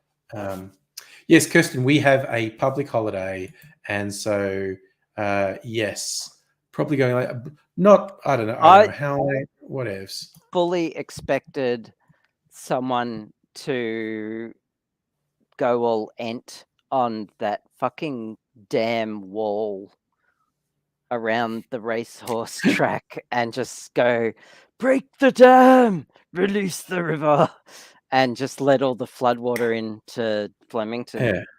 Yeah, and I I was mean, hoping someone would do that. you know, the Or just a Flemington couple of race course are holes here like, and there. yeah, Oh, they're like, oh, we'll give some money to this relief fund, but they're like, well, fuck you. This proves we did the right thing, because that flood potentially would have destroyed the Melbourne Cup, which is where they make 90% of their annual revenue, and so it's fuck you. And it's actually at least a slightly open question as to, did it actually make flooding worse for the people who got flooded, because they would have got flooded. It's possible. It's actually, the physics of it are so complicated that it Yeah. is borderline impossible to prove they made it worse. But symbolically, the Symbolically, rich being shit fucked. protected Yeah. Yeah. and the average people not, the symbolism of that was pretty Mhm. on the nose. Yeah. Uh, I'm surprised. I'd be surprised if that wall lasts any length of time afterwards. Like what you people, think someone will attack it? I think, yeah, I'm surprised it hasn't been attacked already. Like, Well, first, I think it would probably be very difficult to damage it. Second, okay. it is a criminal offence.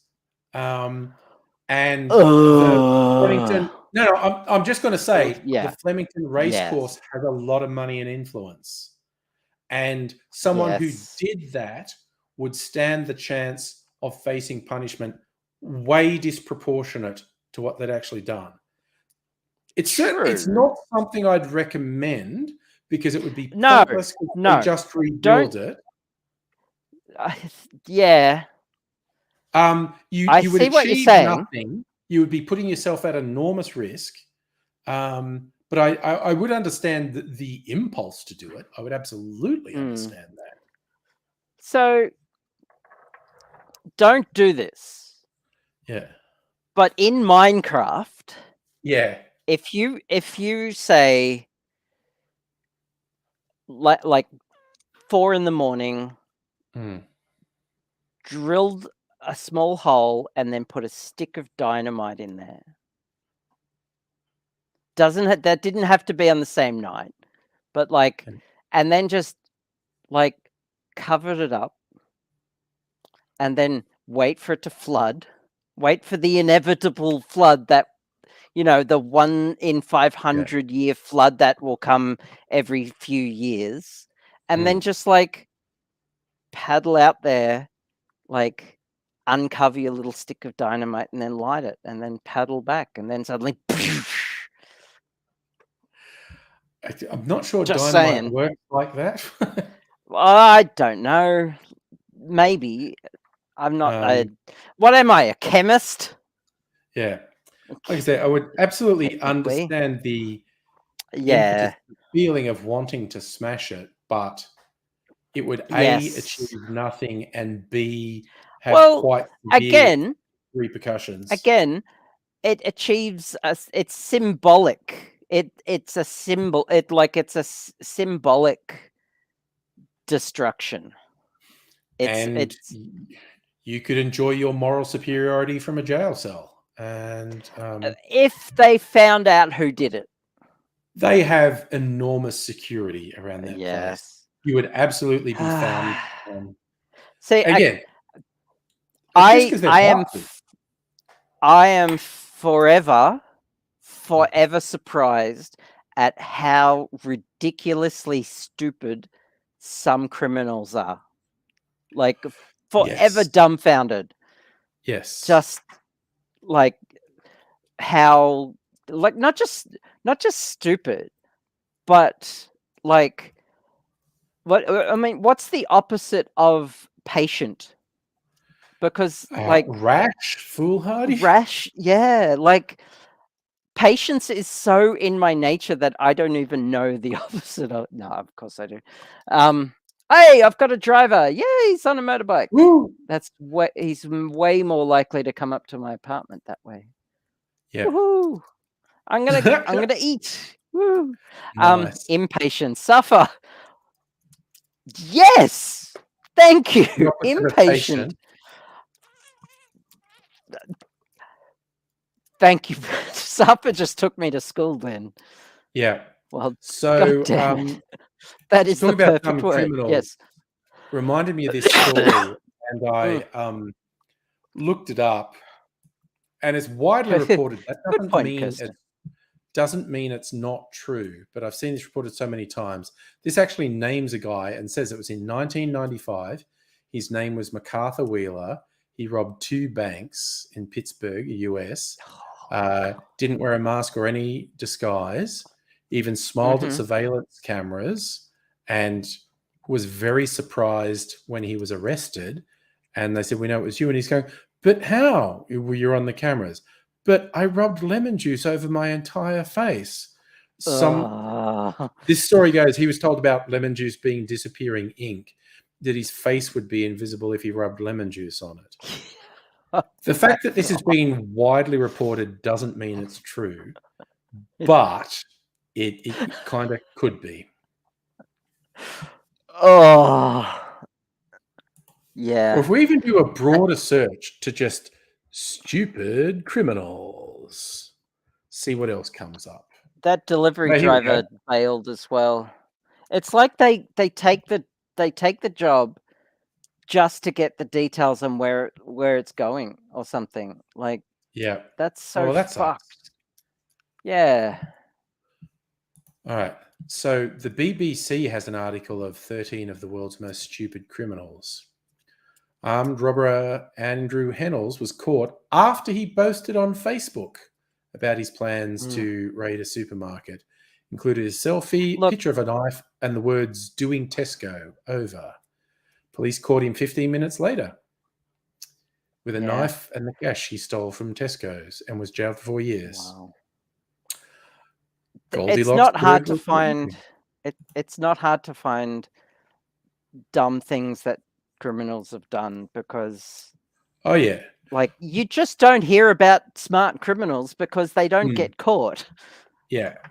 And we get sold this lie in popular entertainment of criminal masterminds. There are basically no criminal masterminds. There are just impatient, risk-embracing, foolhardy, and ruthless criminals. There are criminals who will do stuff that non-criminals won't do. They don't succeed because of some cunning master plan. They succeed because of a willingness to do things that other people won't do. And there's usually a limited life on that. The forces of non-criminality are way more organized and patient than the forces of crime. Like, it's just, that's society. That's that's just the way it is. So, it's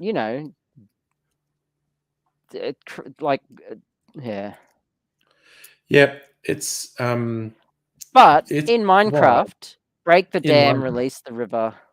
Yeah. Fuck up the horse race. I don't care. Like, it's a horse race. Who cares? Think of the horses lives. Like, that's such a cruel race. Like, I retweeted a thing, the comedian Mark Humphries, who does a lot of stuff on the ABC. He said, retweeting this because it pisses off the right people every time. And it's just a short video from a thing he did from a couple years ago, where he's just going, like his newsreader persona, sitting there, "It's Melbourne Cup Day tomorrow, and you know what that means? Some horses only have a day to live." Yes. And you see, he posts it every win year. Or lose. Win or lose. Posted every year because it pisses off the people that he wants to piss off. Yeah, no, that's great. It's unfortunately true. Yes, it's painful because it's true. Yeah. Alrighty. I think I'm going to set up and make a margarita, which means making a video of making of our margarita, which means moving a bunch of stuff around. Cool. Let's see I'm how that going goes. to zone out for a bit. Yeah, no, that's all So good. someone else come on the stream. Yeah, if anyone wants to, let me know. But anyway, I will keep. This is a different sort of streaming entertainment. You just get to see Where's me. Megaleech? I'm not sure. Is Grasshopper? What did I just do then? I think I did something I wrong. guess there. it's a school night for Grasshopper because he's in Sydney and it's not a public holiday for him tomorrow. Oh man, what did I do? I think I did something. Oh, you came now back. they're saying, what? What did I do? Well, one of us disappeared. I couldn't see you for a bit. Oh, okay. Mm. But sometimes when I say that, everyone else says it was me who went. Well, I mean, I didn't want to say anything, but you've been a bit laggy recently.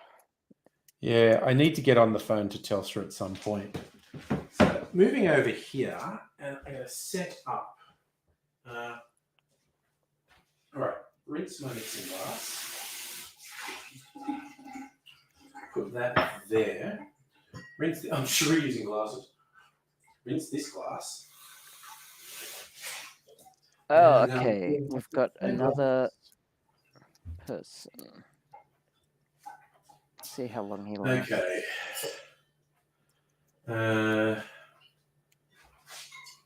Drink this. The dark side of the kitchen. Actually, I have to get stuff for this. Tequila.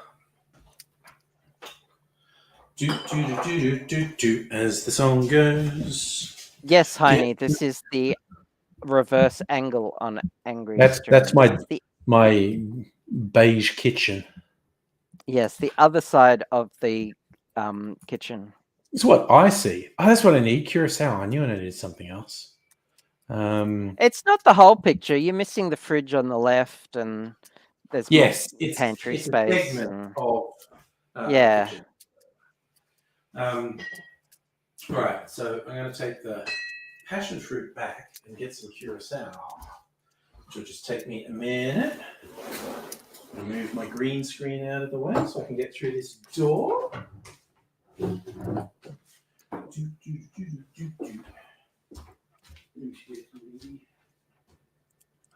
skeleton man.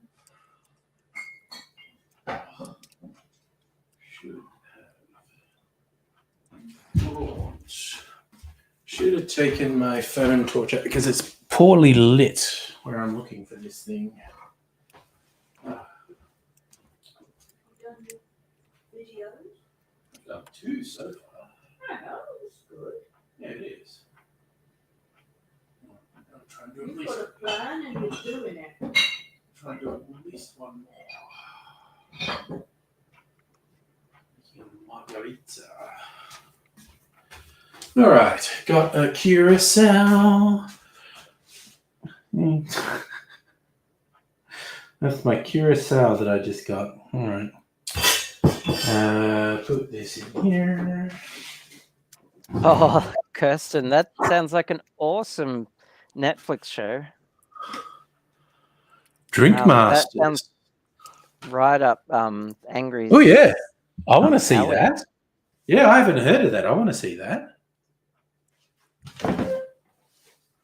I'll have to look for it. Actually, you know what? I need to. Actually, I haven't watched.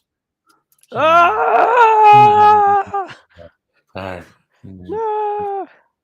So this is talking to your grandparents on Zoom. Move it away from your face. What? I can't. What? I recently got my mother to install WhatsApp on her phone. Ah. And only because where she lives out in the country, and I can't text her images. I have to email them. Oh, gosh, So I okay. just said, why don't you use WhatsApp? Then I can just it's over IP. And I can't say that because she has no idea what I'm talking about. I just say it doesn't use the phone network. It uses your Wi-Fi at home. And I just bring it down a bit. Yeah. And she managed to not only install it, but set herself up on it because it just uses your phone number. And Nice. and because my apartment is all concrete, phone calls are constantly getting interrupted. Right. It's a pain in the ass. Every Yeah. phone call just gets interrupted. So it just on WhatsApp, you can make calls and it's over IP. It's over TCP/IP. Mm. And so I just told her, I should call you over WhatsApp. And she's like, you can do that? And will it be interrupted like normal? And I said, probably not. So I did. And now we can have an actual conversation where we're not interrupted by static or just dead silence every 5 minutes. It's great. That's nice. It's excellent. But Say, but she's hello, Mini Ninja. 60 something. Hello, Mini Ninja. Mini Ninja. Whee! Can't see me. I'm a ninja. Yeah, she's 60 something and is not technically literate at all, but managed to install and set up WhatsApp. I'm quite impressed with her. Yeah. That's pretty good. Right. I've decided I have to take a very quick toilet break and then I'm going to come back and make this drink. Do you want me to put something on so you're not just sitting there? Yes. Yes. All right. Yes, please. Yes. I'm going to put my latest cocktail video where I just talk about my barrel aged Sazerac, which is really yummy because it's barrel aged. Cool. So there's a lot of it that I still have. Well, my Subway has finally got someone picking it up. Yeah. And they haven't bailed on me in the past 5 minutes. So I assume they're actually going to go through with it. I may have to go downstairs and get it. All right. Anyway. So this is all right. Going to put this 3-minute video up. Cool. And I'll be back. Oh, wait. I just realized I might not have done the sound thing. I'm just going to be 100% sure I've done this right.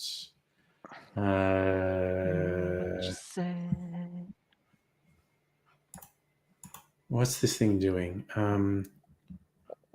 Wait. Fucking thing. What is it doing? Okay. Just want to click the share system audio, which I think it does anyway, but I just wanted to be sure. Okay. So, okay, there's that. And now we're going to play it. Okay. G'day, cocktail lovers. I decided it's time for another barrel-aged cocktail. Really, I just needed to decide what to make. I wanted something nice and boozy that would get some real character from the barrel, and I went with a Sazerac, one of my favorites. There's a bit of argument over how you should make a Sazerac. Should it be cognac-based? Should it be whiskey-based? Because at different times in history, that's been the go-to. I say split the difference. Why not make one that's part whiskey and a part brandy? And that's particularly easy to do when you're making a batch cocktail. It doesn't have to be barrel-aged. One of the reasons I recommend batch cocktails is it gives you a lot more room to play around with the blend of what goes in. My barrel is supposed to be 1 litre, but I think it's actually more like 1.1 litres. So I'd figure out the ratios for this batch. So I went with 500 mils of whiskey, and it's mainly rye whiskies in this blend, although there's also 100 mils of a cask strength whiskey. An Australian whiskey done in the bourbon style. Don't call it bourbon because it's Australian. So there was 500 mils of whiskey went in, and there was 500 mils of brandy. There was 3 or 4 different brandies in there. Like I said, just trying to get a bit of a cross-section of flavours in there.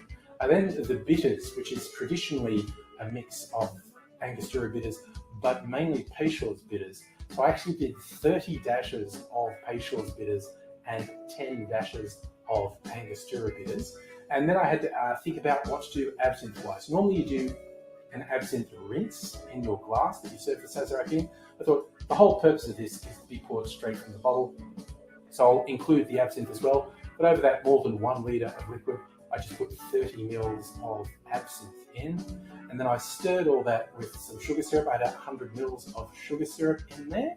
And then that went into the barrel. And I did some periodic tasting of it from the barrel like once a week. And ultimately it stayed in there for 3 weeks. I saved some of the Sazerac, not barrel aged, so I could get a direct comparison. Having decanted, this is from the barrel. It is slightly visibly darker. That's what usually happens when you barrel age one. But tasting my straight up Sazerac first. Oh, I love Sazeracs. I really like the fact I've got to put the blend of flavours in here. It's actually quite a complex flavour set in there with 6 or 7 different spirits in there and a dash of absinthe as well. But now, how much difference did barrel aging make? Oh, that's picked up a little bit of smoke from the barrel because the inside of the barrel is charred. It's just made all the flavours richer. Like, I was really enjoying my unaged Sazerac, but it is next level aging it in the barrel. Yet again, I'm really glad I got the barrel. I have 3 barrels because I've set down it and I have different things in them at different times. I couldn't be bothered waiting because some of the things I leave in for months. Notably, I have some new make spirit in one of them now that's going to be there for at least 3 months, if not 6 months. So I'll be unveiling that sometime in the future and I'll share that with you. But for now, yet again, a quality Sazerac, a quality drinks come out of the barrel. And it looks like it's time for some double fisting for me. So I better sign off. I'll talk to you again later. Hope to see you soon. But until I do see you again, I'll say cheers. All right, switching my microphone back on. So, okay. That also reminded me I'm due to taste the new make spirit that's in the barrel over there. My homemade whiskey, essentially. So for those who don't know the terminology, new make spirit is the first run of distilling that will eventually become a whiskey. So I got a bunch of unaged stuff, new make spirit, aka moonshine, and I've been aging it in my little barrel that's had a bunch of other stuff in it. So it should have picked up all sorts of interesting flavors. And it's the end of the month, so it's time to taste it again to see if I like it now, and I'm going to decant it. But I'll do that a bit later. Now I do want to make my margarita. So have I got everything? Lime, agave, bitters, appropriate bitters. I'm going to use my tiki bitters. I would assume so, Suffer, since we're still on at 10 and Angry's making another cocktail. Oh yeah, no, I'm intending on going midnight. Who knows? It's up in the air. It's an unknown thing. Could go super late. Who knows? Right. So I've got everything I need to make it. So I need. I'll point my camera back around here again. You can see my kitchen. What are you doing, Mimsy? You going to come up here? Because I'm going over here. You can do it if you like. Right. So I want to go 1.5, 3/4, 3/4, bar spoon, 4 drops of bitters. Okay, that's the recipe I'm going to make. I need to go and set up my camera. So I go over this side with my camera. I'm going to set it up. Mimsy's looking at me going, what on earth are you doing? It's magic, Mimsy, don't you worry. What does Mimsy think about bright lights? Are you going to get weird when I switch this bright light on, Mimsy? No, you don't care because it's not pointing at you? Well, that's fair. I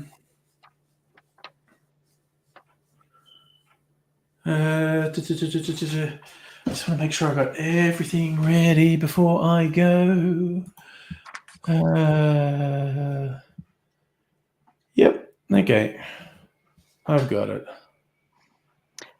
Yes, Bum Fungus forgot that we got different days off for the Melbourne Cup.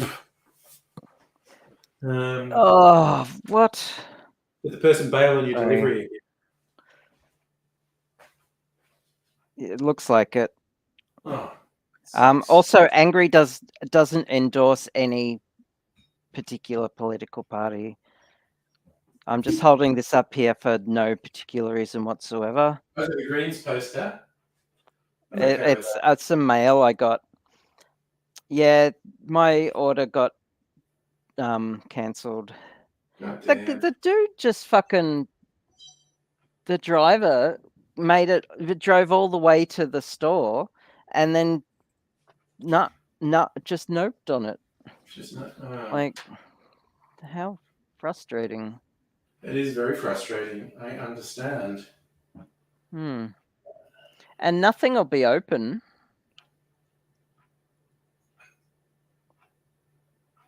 Oh, wait. What? Subway Carlton's open till 10:45. Huh. Wonder if they have drivers still. I'm going to try again. Worth trying. I mean, it is at this point. In goes the tequila.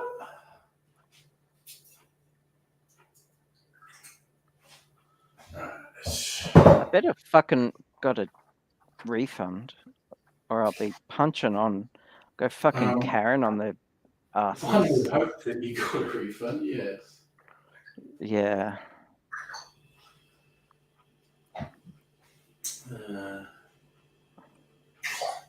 Oh, okay. They just didn't charge my card.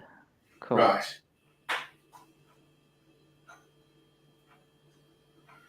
A little bit of cover.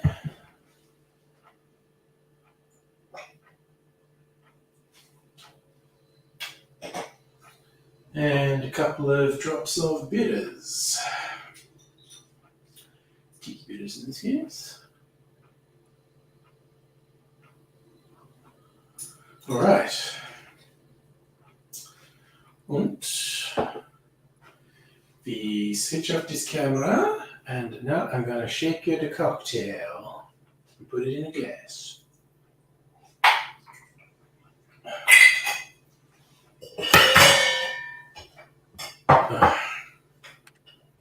All right.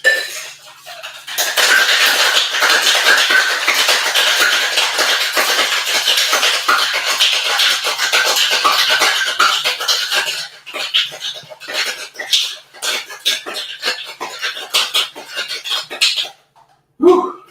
Thank you for that. What was that loud in your headphones? Yeah, just a bit. Sorry. Thought that wouldn't be as bad because it was one big bit of ice instead of all the little ice that normally makes a lot of noise. All right. So. Oh, okay. Kirsten has to go to bed soon. Alrighty. Okay, I'm doing it. I'm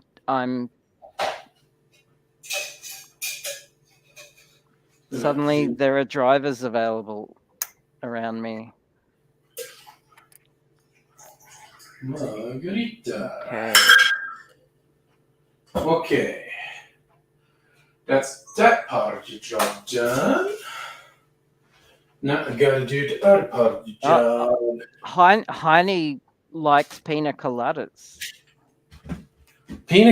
Does he like getting caught in the rain?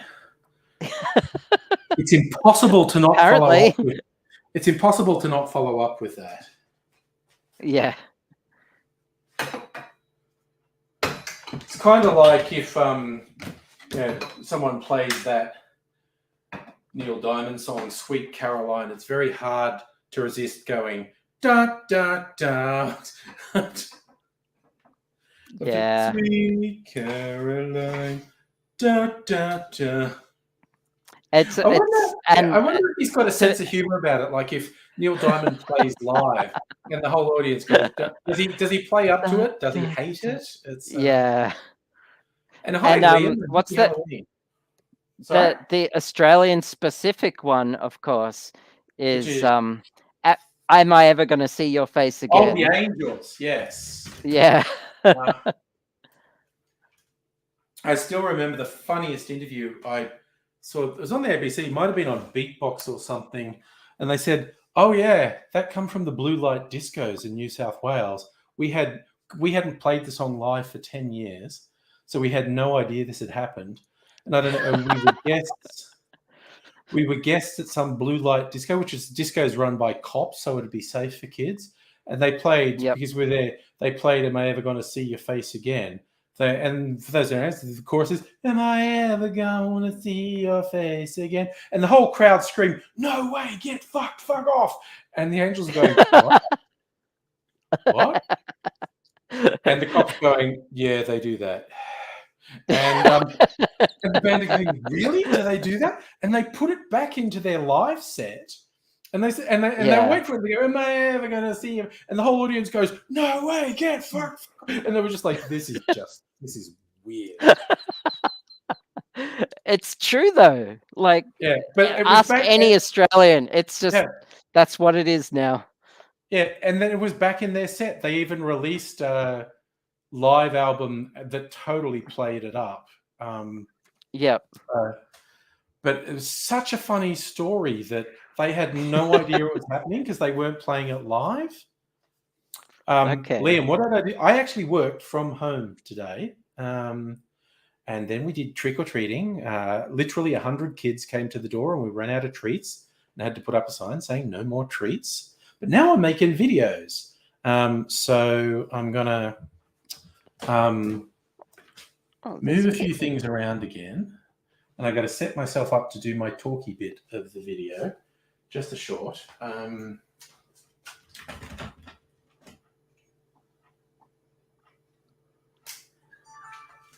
That's not right, I don't think. Let's go wide. Oh, sorry, I need to move my background a bit.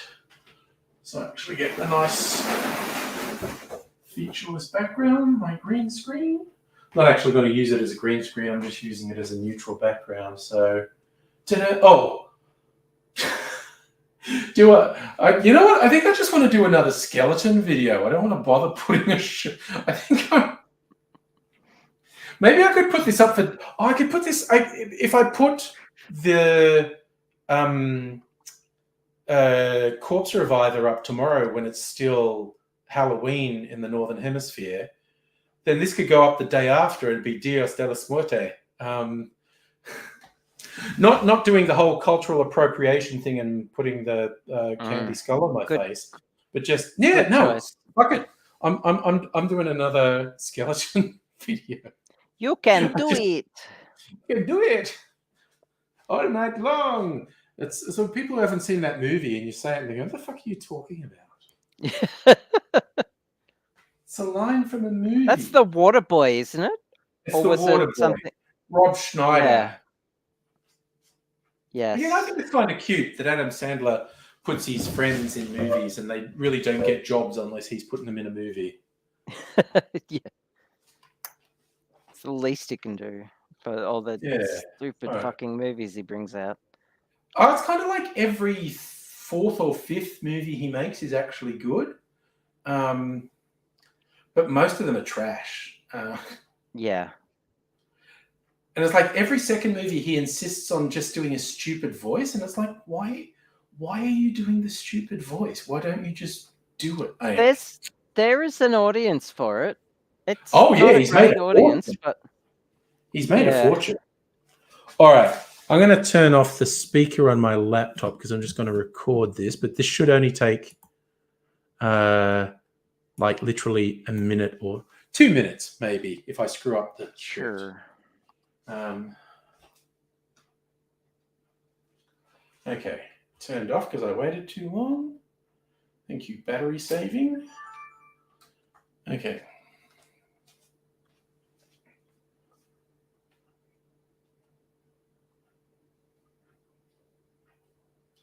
God. Okay.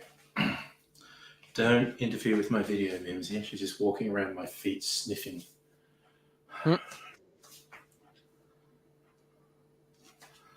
This is not quite right. There we go. All right. Mimsy's now scratching on her scratching post, and I don't know if my microphone will pick it up or not, but I'm going to wait till she stops. She does it very vigorously. The sour is one of my favorite cocktail recipes. Basically, a spirit, a sweetener, and a citrus. And you can make that with all the major... This is what happens when you try and make up a script off the top of your head. You stumble over your own tongue. Okay. The sour is one of my favorite cocktail formats, and you can make it with almost any spirit. Did you Today, mute me? I'm going to make a margarita, which is, of course, I think the tequila version I of don't the know. sour. Am I muted And on the it's screen? so easy to make. We go with 1.5 ounces. It'd be funny of if you tequila, didn't, or 45 and it mils was of just tequila me in a talking shaker. and interrupting Then this we add video. 40. Then we add What do I do 3/4 for ounce work, of orange Liam? curacao or another orange liqueur, which is about 22 Oh, and a half I mils. can be. I am heard. We add the same amount of lime juice, 3/4 of an ounce, around 22 and a half Liam, mils. I And then am we want to have a about computer half a scientist spoon or 5 slash mils computer of programmer. agave syrup. And as an optional touch, you can put a couple of drops of bitters in as well.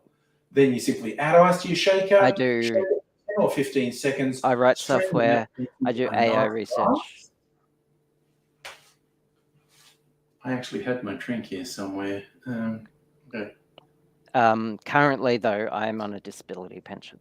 And there you have not your margarita. Strictly working, but I do odd jobs here and there. Oh, And that's good. I also do Cheers. tech work for Very for earthy flavor in a Mr. margarita. Angry. I'm in a glass cage. What did he say in Anchorman? I'm in a glass cage of emotion. I'm in a glass cage of emotion. While he's in a phone booth. Yes. That movie is so strange. That is. Oh, Liam, you asking Angry what he did for work? Well, Angry was filming a video, so I answered. Because obviously I can read. Thank you, Heine. Angry as a business analyst. Yes, these days specializing in cybersecurity. I've recently had a glowing report from my employers at Medibank, and no, I don't work for Medibank. I don't. I don't. I absolutely don't. I would be in a much worse mood than I have been lately. Yes. I was about to say. Oh dear. But yes. I was saying. Yeah, sorry. I was saying I'm a programmer / computer scientist, and I do tech support for you. I was about to say currently tech support. Yes, and but I'm currently on a disability pension, pending chronic pain / chronic fatigue. Yeah. I was going to wrap it on a whole thing. Kirsten threw up Optus. I go, yes, well, I spent a bit of time at Medibank where I achieved great things, and then I moved on to Optus and and then Energy Australia benefited from my expertise for a while. And so where are you working now then? Yeah. But funny is possibly the wrong word, but at work, we're literally like, my team, the security team, were like, we need to do thing X. We need to achieve Y. And if anyone pushes back and says, why are you doing that? We just go, Medibank, Optus, you want to be next? Yeah. And they get scared and say no, and they give us money.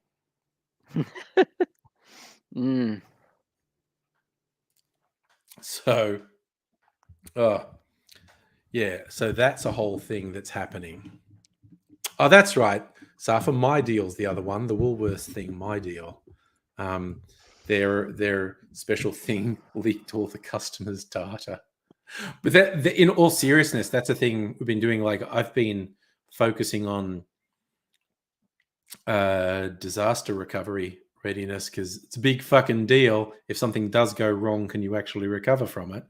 And so I've been pushing to shift the focus, like, You know why Medibank looks really bad? Because they don't even know what happened. They keep changing the story Yeah, because okay. the hackers keep giving them evidence and going, no, we've got this data. And Medibank goes, it's worse than we thought, but we're not sure how much worse. And a couple of days later, the hackers go, it's this much worse. And Medibank goes, Wow. So there are various things you can have in place that help you with this. It's broadly called data loss prevention.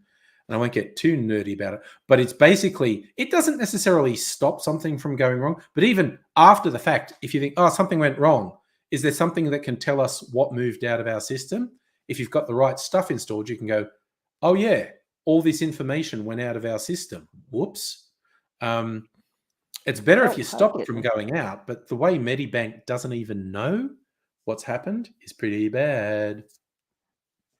Oh, it's Liam. You don't work, but you do day programs with people who have disabilities. Oh, nice. Cool. Nice. Justin, your mum was a Medibank. You're on a plane. Yeah. I'm actually a Medibank customer, so I'm just waiting for the other shoe to drop on that one. Gotta watch. I can't afford private health insurance. Are you serious? I got paranoid because of the amount of serious illness in my family, and I just wanted, if cancer shows up in one of my tests, I want to be in a private hospital straight away. Thank you very much. Yeah. So I'm. Would you like to meet a kitten? Paranoid, but... Would people like to meet a kitten? Oh yeah, the kitten. Meet Kitten Kong. Yes. Oh, hello, kitten. Oh, big fluffy cat. Fluff. He is still technically. Well, he's not an adult yet. He's an Juvenile. adolescent. He's got big feet. And you know what they say about big feet? Big socks. Yep. You know what they say about big socks? Big shoes. Yep. Also penises. Sorry. Yes. Well, I didn't want to mention that. No, we had several rounds of double entendres. I thought I'd just go single entendre. Fair enough. Kirsten, good night. Thank you for coming in and saying hello. Good night, Kirsten.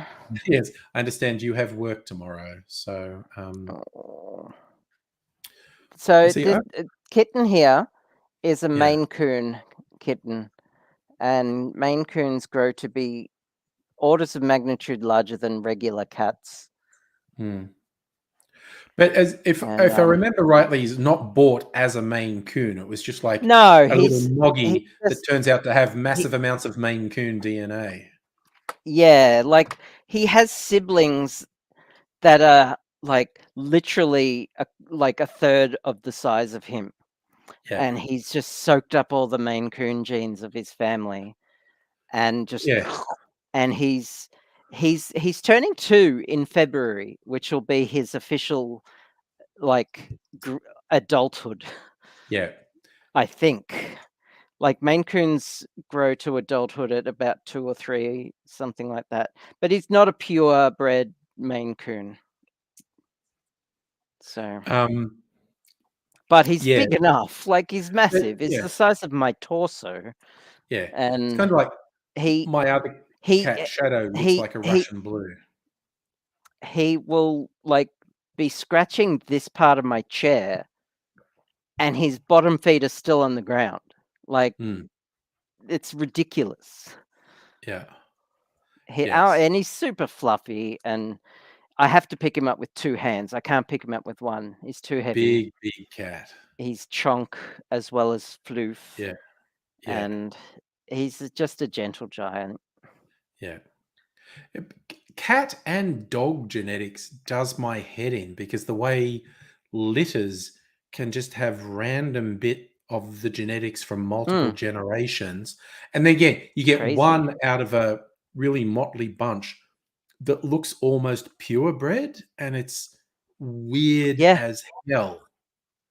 Weird as hell. It does my head in. Like my cat Shadow looks like a Russian blue. His brother is half the size of him. Yeah. Okay. I want to meet this cat. Yeah. I still don't believe Everyone you meets actually have this Lindsay. cat. No one meets Shadow. Shadow hides when she. I want Even to. from I us. want to at least see a picture of Yeah. you and Shadow in the same picture. Like, Got videos of when she was a kitten. I don't know. But I'm not in the same shot as her. I'm just shooting the video. Okay. But yeah, it's I've like never seen Shadow. no. I remember somebody Ever. did thought, "Oh, did you spend money to get a Russian blue?" And I went, "No, she's a No. Moggy from a Yeah. rescue." Her siblings were, black and white, ginger, brindle. They were all completely different. And she was just that uniform blue gray. Also, she's a runt. She's still tiny. Like Abigail has a huge cat. Shadow is only about 2/3 the size of Mimsy. They're both full-grown female cats. We picked her because she was a runt, and the other kittens were picking on her. We were watching them all sort of batter about, and went, "That's not fair." And we took her out, and she seemed friendly, so we took her home. But she stayed a runt, and her childhood trauma affects her. She will occasionally, when we walk past her, she'll panic and run away. It's our running joke. It's like, yes, today's the day. We've had you for 12 years, but we're going to murder you today. Yes. Today Wisely, we is ran murder away day. before we could put our plan into action. But Mhm. she'll sleep on our bed, and she'll occasionally jump Okay. on my lap, Yeah. and act really weird and demanding, but she won't settle down, but she'll want lots of pats and rubs and act weird. But yeah, other Yeah, times she'll run okay. away because we're clearly going to murder her. But there you go. Because cats are weird. What is all the talk of people being gay in the chat? Oh, it's politics things. Oh. It's like Who and it's cares if someone's particularly gay or where not? a female politician is very high profile. People want to talk Oh, shit of about their course. partner. Because of course they do. Yeah. Like, how dare a woman be in a position of power? There must be Yeah. something wrong. Yeah. Like, get over it. Like, yeah. discuss her politics by all means. Yeah. Criticize her politics. Don't Yeah. criticize shit like that you wouldn't do with like men in that. Yeah. Yeah. It is that ridiculous insecurity of the woman is in a position of power. Oh wow. That is the first fucking spam bot I've got in forever. Hey, we got a porn spam bot. Woo! Sex Chat 69. Safa, you let another Russian spam bot in. Yes. That's do you remember we used to get them reasonably often? That's the Yes, first I one do. in forever. That was Wow. Yeah. I suddenly feel loved by spam bots again. Yay, again, spam bot. They're the worst spam ever because the links. They don't even put a link in. They like think they weren't even links. Knows, maybe there's someone stupid enough to go, wait, those random bits of text, if I copy and paste them into a browser and then delete all the spaces they put in and then hit enter, then I can go to the website. A secret code or something. Because I don't even know if they were a link.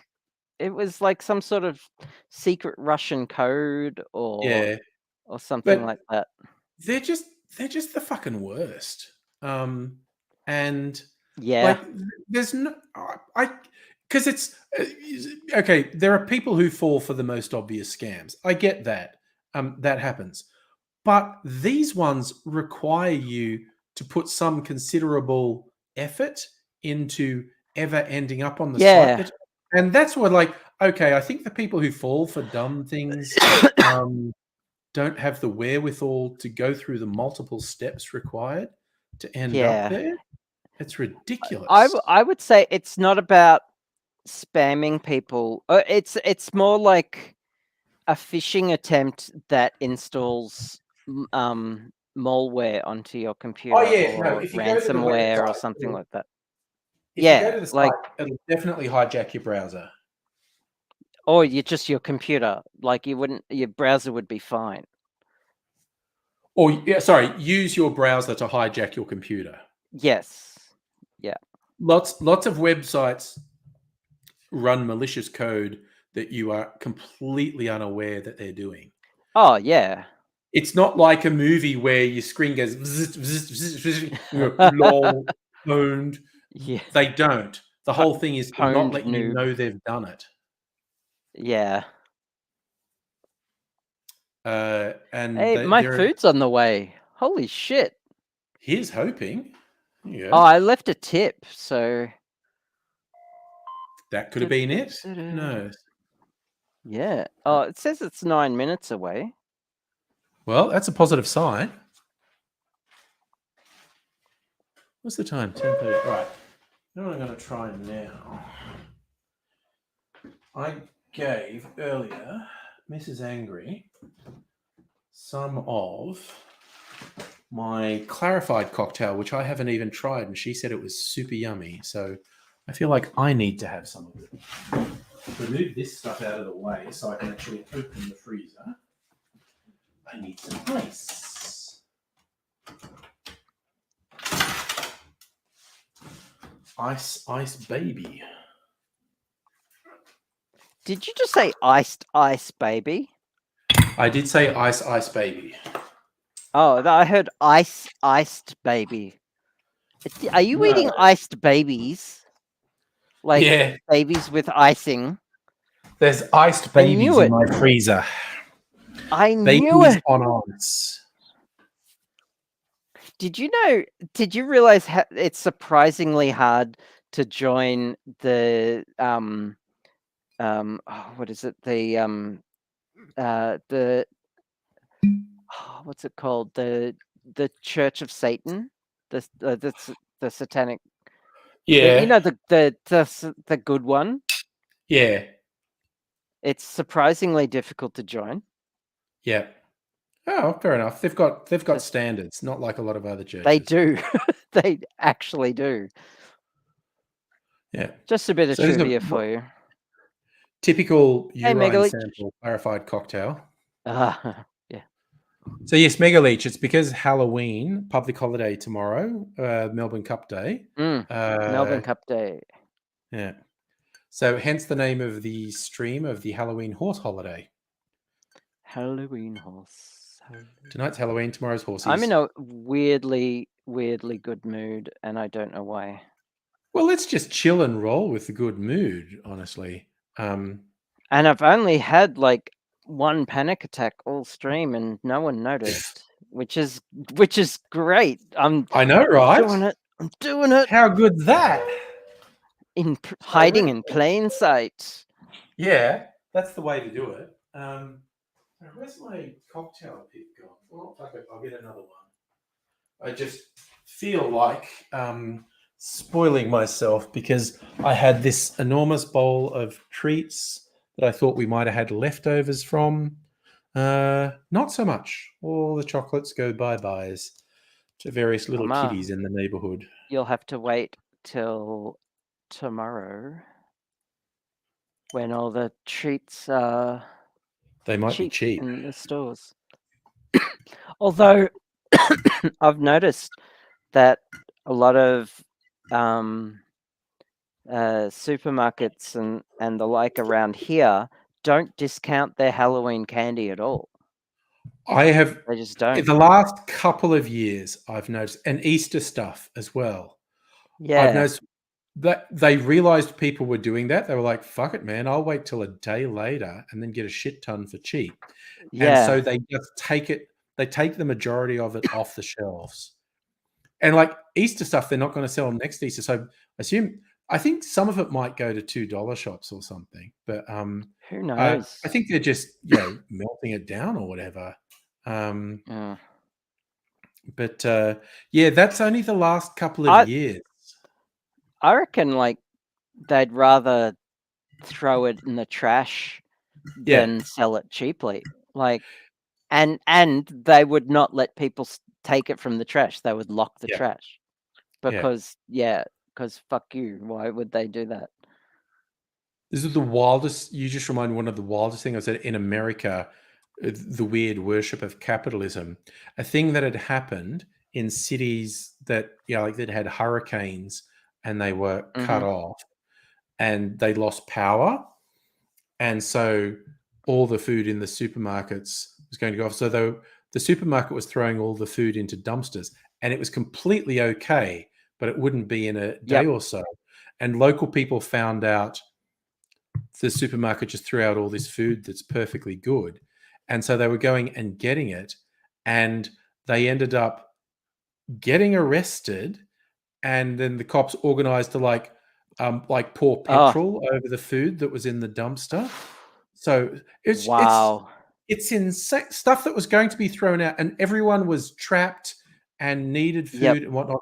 And community organizing happened, and they went nah, and they arrested people and destroyed the food.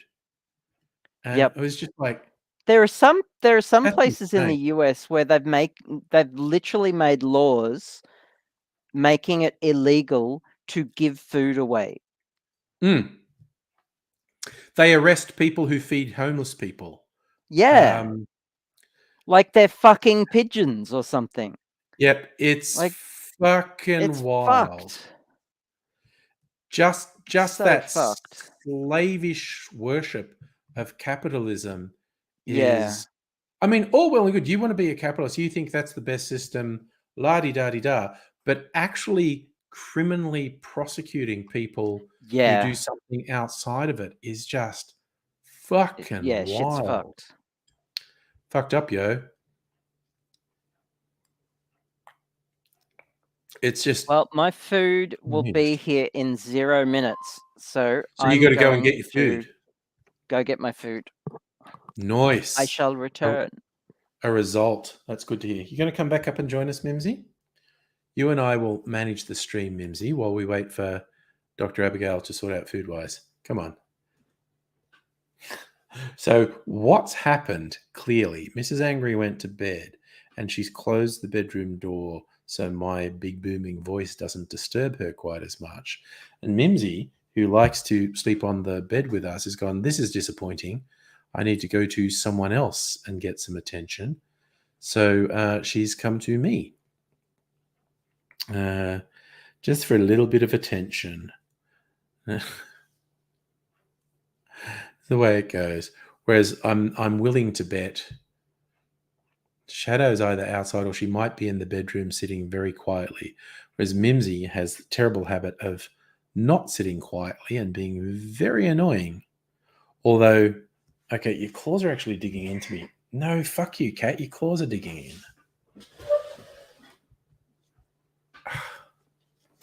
Safa, I personally don't use any of the food delivery things because I think there's a bunch of issues with them. Completely understand Dr. Abigail using them, having a disability, and makes going outside very difficult. I do not have to deal with that, so I don't use them. Although my offspring do quite regularly. But, it's the whole thing. Okay, because I kicked her off my lap because she was... this onesie I'm wearing is actually quite thin. So her claws were going through it. Like if I was wearing jeans, I wouldn't have felt her claws. But I'm wearing something that's quite thin cotton, so I did feel her claws, and I didn't like it. So she's gone, all right, I'll go back up here and you can pat me and scratch me and pay attention to me. Because you're ever so demanding, Mimsy. Yes, you are.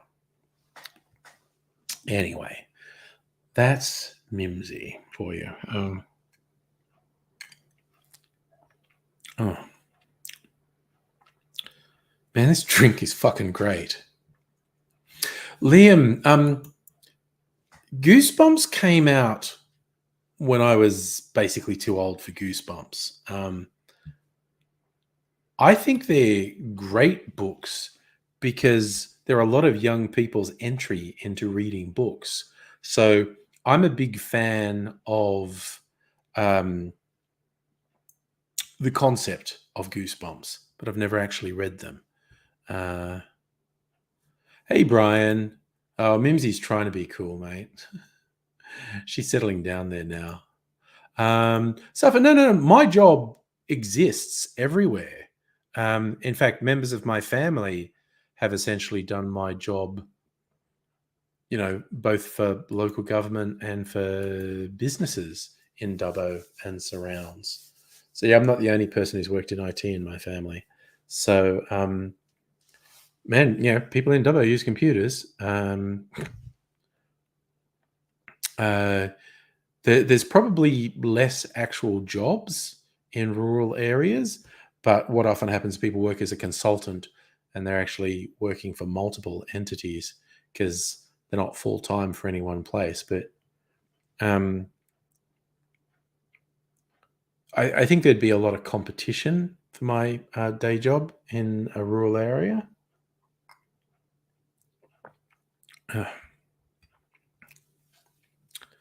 Oh, man, this is really... Okay, so what this drink is, this was equal parts whiskey, in fact, cask strength whiskey, 64%. So it's equal parts whiskey, rum, it's pretty high proof rum too, orange juice, pineapple juice, and then that's added to milk to clarify it, which is why it's clear. Because prior to being clarified, it was very brown. I love milk clarifying things. And it tastes totally different. What does it taste like?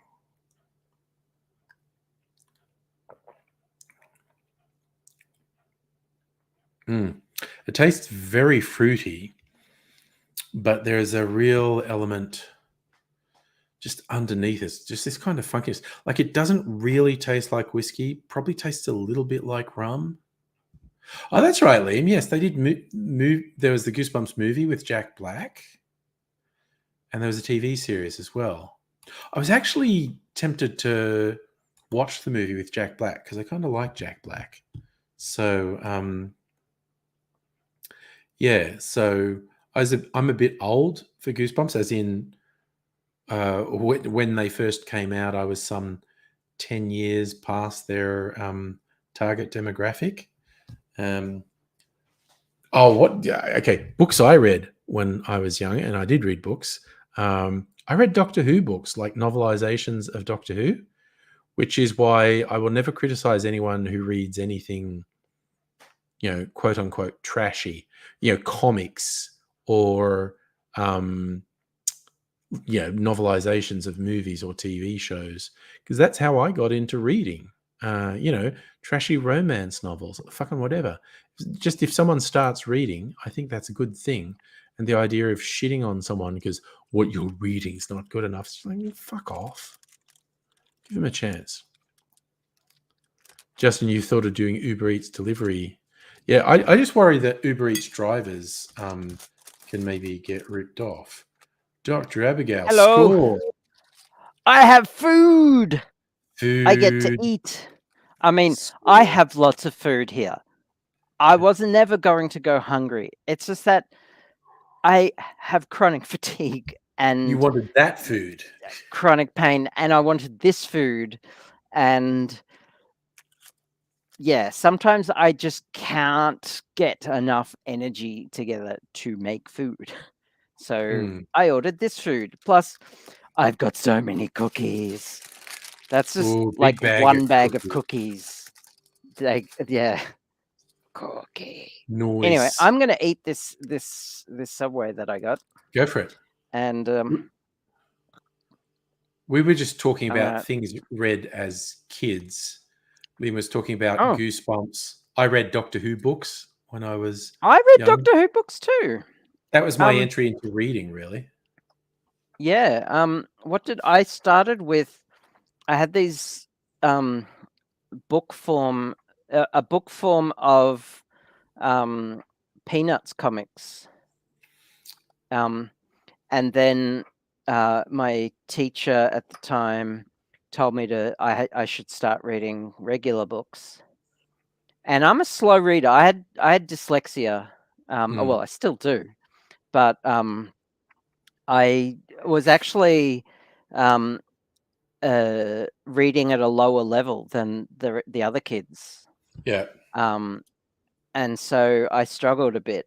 But it was what year level? I was in grade 5, and so I started reading Doctor Who books, and the teacher says, "Slow down. You should try something a bit easier." And I said, I know I want to do this. I want to read this. I really like Doctor Who, and Yeah. I just straight Yeah. into it. Yeah. And I used to read comics like there were these war comics that were quite big when I was a kid called Commando. And they were actually reasonably complex storytelling, but they were these funny little square comic books. They were British produced and they were war Okay. stories. And I was really into them. Yeah. And one time I was in the library and I don't know what made me see cookies. And Bum Fungus wanted to inspect the them. cookies. They're very Chocolate good chip cookies. That's just one bag. Yeah. I then after the Doctor Who books, I started reading how to books on programming. So that was cool. Ooh, but my primary school library didn't have many, so I had to go to the regular. I read grown-up library. Asterix comics at books. I Ooh, loved yeah, Asterix cool. comics. And the weirdest thing is you could actually learn history in Asterix comics. Yes. If you understood which bits were actual references. Yeah, I started reading those when I got to high school. Yeah, no, it was high school. But I also, for me too, I also when I got to high school, I wrote a book on Commodore 64 programming, just a little zine type of a book. Yeah. And I started reading like Lord of the Rings and Dragonlance and Forgotten Realms novels and Asterix. So cool. Yeah. Anyway, I'm gonna mute so that I can eat my food. Yeah, that's fine. So also I like this one, Liam. You got in touch with the Goosebumps people, wrote fan letters, they sent you cool stuff. That is really cool. I love it when people engage like that. That is very cool. I think my reading accelerated really fast. I was reading these war comics. Then there were these books I saw in the library. They were Action Man, Warsaw. Action Man was a G.I. Joe knockoff. He was a British G.I. Joe knockoff. And or G.I. Joe was an American Action Man knockoff. I don't know which. Dr. Abigail reckons Action Man was first. But anyway, there were these little books, and I was reading them like, woo, Action Man in a book. And I kept seeing the Doctor Who books on the shelf, and I was mad for Doctor Who, and I kept thinking, wonder what they're like.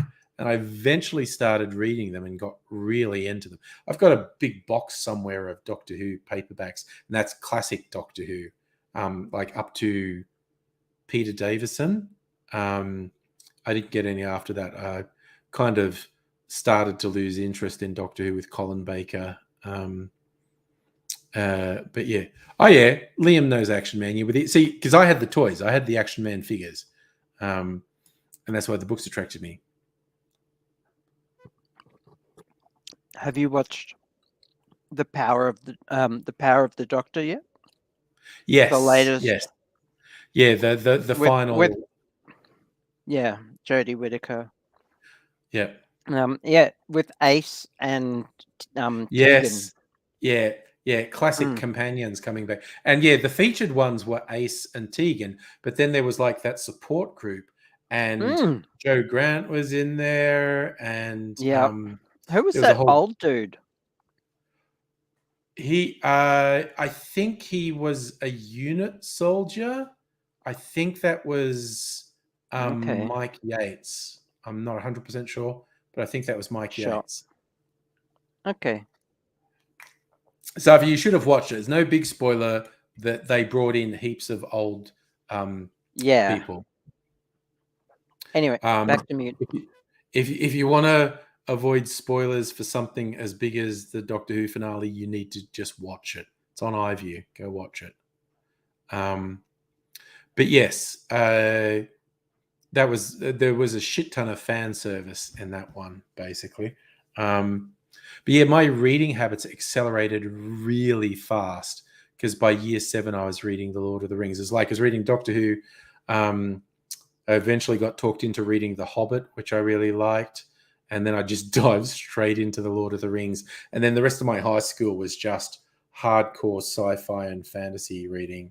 So it's basically in about 2 years, I went from comics, Action Man, Doctor Who, The Hobbit, and then the handbrake was off and I was just reading fucking everything. Yeah.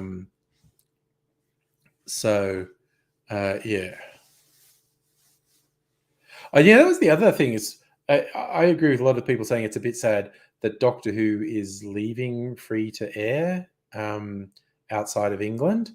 That's a money thing. The BBC sold the rights to Disney Plus, which ostensibly means the show has a bigger budget than it used to, which you're like, I don't know. All right. Yeah. But it's interesting because Russell T Davies is running it now as well. Which is a good thing. Yeah. And it doesn't really affect me because, like, I sail the high seas of yes, you hang around bays with pirates. Yeah, sail the high seas of the torrent of bits. Yeah, bits of torrents all over the place. So yeah, brushing off all those bits and torrents. Yeah, so it's who knows what. And yes, Megaleech, I agree. The Doctor is now a Disney princess, officially. And that's all of them. They're all Disney princesses now. And I mean, I think from the rumors, we've got the best part of a year, if not longer, to wait to see anything new. It's a bit up in the air. Isn't the Christmas special going to be the wrap up of, I don't want to spoil it, what happened right at the end of the latest when offering? is there new Doctor Who? I don't know if anything's been confirmed.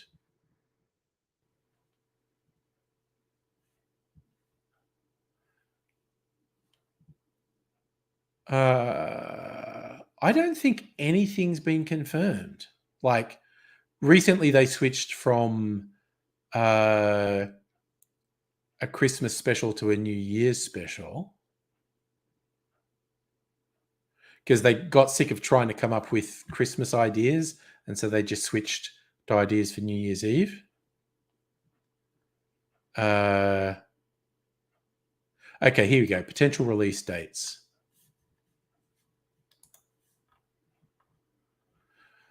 When will it air? Lengthy waits. November 2023. That's what I thought. We are not expecting any new Doctor Who until the end of 2023. Something could change. But at this point, nothing's expected before the end of 2023. So, but you know, who knows? Who knows? Russell T Davies might breathe new life into the whole thing. It's kind of funny. The shithead who was running it, who brought in all this extra stuff, which I have actually no problem with. The whole thing about the Doctor has been lied to and the Doctor's life was not what the Doctor thinks. I thought that was interesting and innovative and threw a spanner in and whatnot. But the dickhead who did that, who didn't resolve any of it, he said, I wouldn't be surprised if Russell just throws it all out. Honestly, why would he bother? And I was just like, okay, you know what, dude? Fuck you. Just fuck you. If you want to set something up and not resolve it,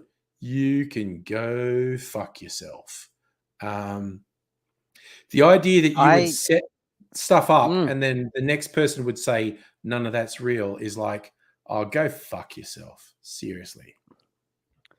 Yeah. I have a different opinion to you. Which is fine. Surprise, surprise. Yeah, it's fine. I thought it took something away from the Doctor, making the Doctor special like that. Well, I mean, the first problem they had is canon way back is a Time Lord gets 13 regenerations, and they never believed it would run long enough for that to be a problem. And it became a problem, so they had to throw an absolutely core thing out the window. So at that point, it's like, well, you know what? You can throw anything. And it's not strictly about the number of regenerations. It's about the whole origin story and the fact that the Doctor was just a nobody. Those are two different. Well, actually, what they set up is the Doctor wasn't a nobody. The Doctor was orders of magnitude more important than the Doctor ever thought they were. I know. I like this, like the story in the Timeless Child you're talking about. Yeah, the Timeless Child. Yeah. Yeah, I know that. That's what I have issue with. Originally, the Doctor was just a dude. Just a dude who stole a TARDIS and was no one special and did all these amazing things and then just left. And now the Doctor was special, and it to me that just takes something very profound away from the whole story. Well, and that's a point. We have points of view, and they're valid because it's a fucking fiction. And it's not. Look, where's your Doctor Who tattoo, huh? Yeah. Where's your? So I legit don't have a leg to stand on because I don't. Yeah, you're not a real fan. Also, how good is the movie? Oh Christ! I've had one or two drinks. The movie that's clearly about Star Trek. Tim the Toolman. What the? Oh! So you weren't talking about the Galaxy Quest? Galaxy Quest. Galaxy Quest is arguably one of the best Star Trek movies. Galaxy Quest is a beautiful tribute to Star Trek fans. Oh yeah, like, absolutely. What if your most deeply held fantasy was true, and your deep knowledge of the lore could actually save people in an interstellar war? That is the most beautiful love letter to Star Trek fans, that movie. Yeah, it's a great movie. Justin, what's the Doctor's name? I think they did say the Doctor's name, didn't they? No. Not in the Timeless Child one. I feel like in some of the specials in the crossover with the War Doctor and stuff, because that was in the Peter Capaldi one. They had the throwback to. They basically said the Doctor in that they were saying the Doctor's not highborn. The Doctor was not actually born to the Time Lord caste. He was an ordinary Gallifreyan who was like living in a fucking rural area of Gallifrey, but became what he became. Again, Peter Capaldi, just because he's a grumpy old man, I fucking love Peter Capaldi as the Doctor. Like someone was asking, who's my favorite Doctor? It shifts. In the classic Doctor, I don't even have to draw breath. It's Tom Baker because that's the one I grew up with. In the New Realm Doctor, it's like, you know what? I actually don't have a favorite. I think Christopher Eccleston did just an astonishing job with bringing it back to life. David Tennant was obviously cool and sexy and whatnot. Matt Smith, I fucking loved how he flipped. Most of the time, he was just incredibly childlike. Until he wasn't. and yeah, then a switch would flip, and he would be just the worst Ter- enemy you could possibly yeah, have. terrifying. Yeah. Just when the switch flipped and he told someone, I am about to fuck some shit up. And if you're on the Mhm. receiving end, you're just like, oh my God. And Yeah. Peter And Capaldi, fucking he great brought grumpy old so man. Love much him. he brought so much fucking passion to the role. That line in A Good Man Goes to War, when he Uh, does that there's really the complex thing and wins, and he tells the general, like, and the general goes, retreat, and he just goes, no, tell your men to run away. And he's like, what? He goes, no, tell them to run away. it's Because the I general want you, specifically.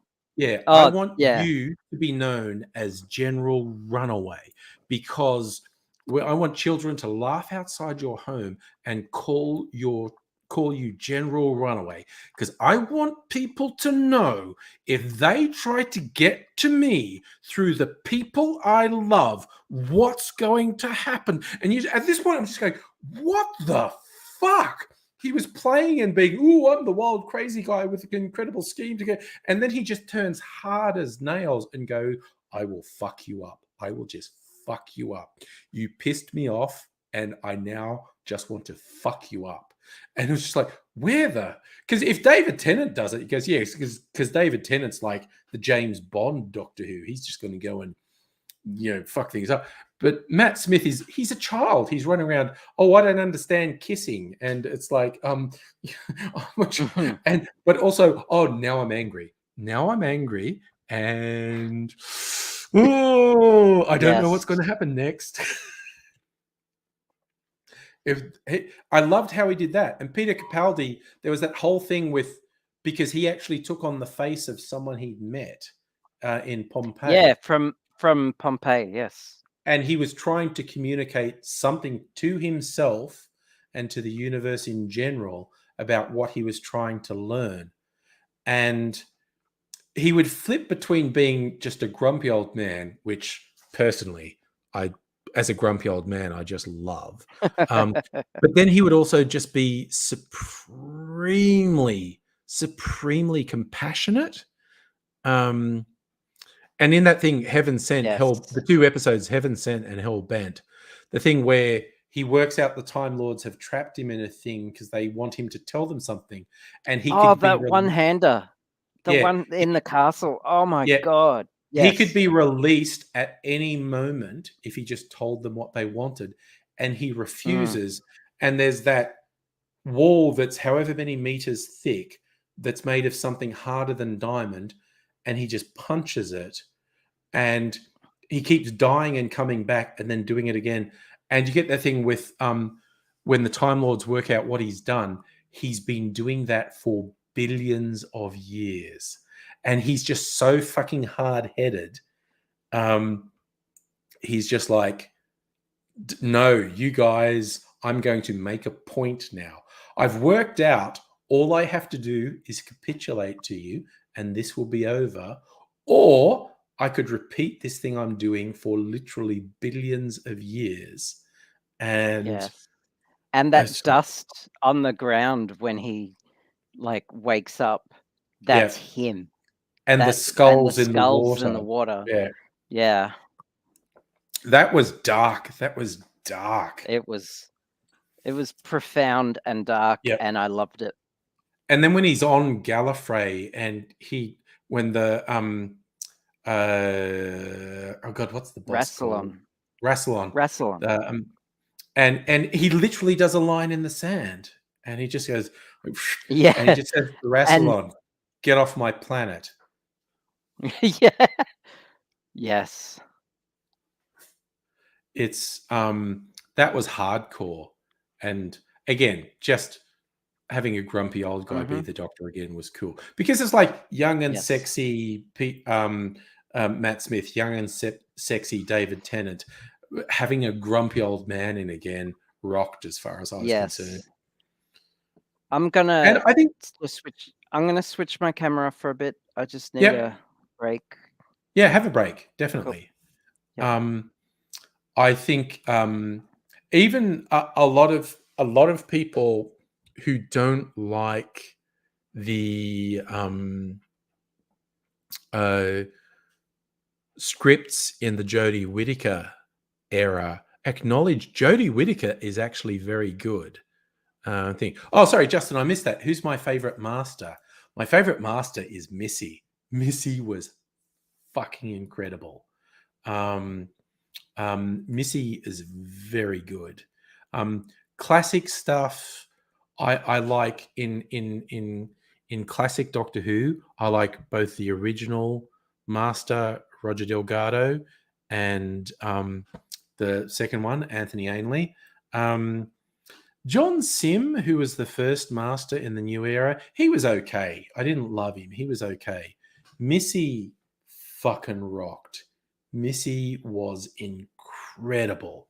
The new guy who's really playing up the Master is actually definitely insane. He was okay. I'd put him on par with John Sim. I don't hate them. But they're not huge. But Missy was just fucking incredible, and also the redemption arc, because they also did it. They did it with John Sim as well. The Doctor trying desperately to redeem the Master and said, "It's just us. Can we put this shit behind us, and can we please be together?" And the Master rejected him, but Missy actually had the whole redemption arc, which I thought was very good. Also, she was cold as fuck, which I loved when she fucking killed people. Justin, the Master Prime Minister was John Sim. And again, he's not bad. I don't hate him, but I fucking loved Missy. Liam, Aidsy, my friend, is unfortunately quite unwell at the moment. He has some extremely serious health issues happening. He will hopefully join us at some point this week. Oh, Dr. Abigail saw him on Sunday. Okay. There you go. Because they're on the same side of town. I'm on the other side of town. I'm miles away from them. Cade, hello. Happy Halloween. So we hope to have Aidsy coming on saying hello maybe sometime this week. Maybe even tomorrow, because he did message me on Friday or Saturday just going like, dude, no spoons. But I hope to be joining you again soon. So with any luck, we will see Aidsy this week. We'll see. Anyway, for those keeping pace, this is my barrel-aged Sazerac that I'm drinking now. It fucking kicks ass. Oh, goddamn.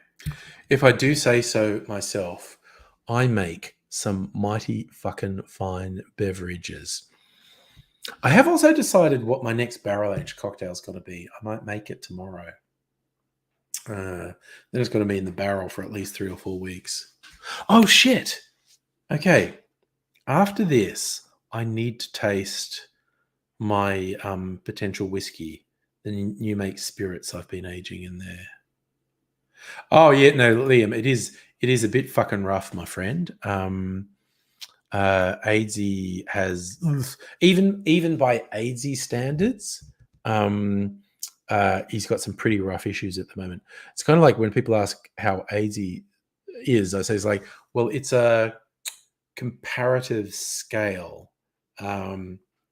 There's Aidsy feeling good or okay for most people is like, oh. So if Aidsy's bad, it's very okay. Safa, that was on a charity thing, and I have seen it. It's on YouTube. Rowan Atkinson being Mr. Bean. He's not the Doctor. It was a comedy thing, but yeah. Justin, that number keeps coming up, 35 millimeters. We were having old jokes about 35 millimeters earlier. Richard, hello. Happy Halloween to you in the US. We are right at the end of Halloween here. It's just after 11 p.m. where I am. I'll update you on what I updated everyone else on multiple times. I had basically 100 kids come to the door. I had a whole bunch of treats and I ran out of them. There was about 100. So there were even more. But that was fun. See, so I'm wearing my skeleton onesie. I was greeting everyone at the door in my skeleton. And Mrs. Angry was in her skeleton jammies as well. And yes, Cade, Mr. Bean is somewhat of a classic. Oh, Liam, you're in Sydney. Okay.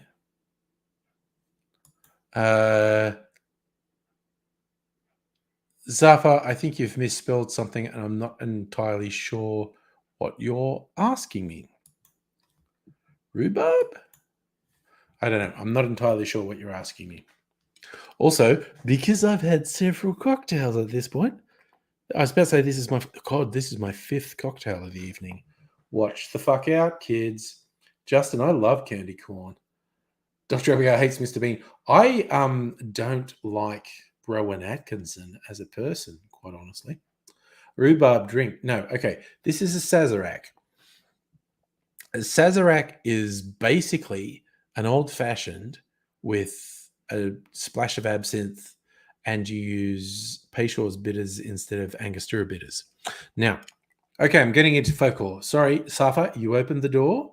That's me. Yeah, you opened the door. The Sazerac is a New Orleans drink.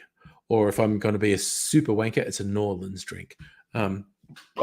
So, at one point in history, the Sazerac was made with cognac, which is a great brandy from France.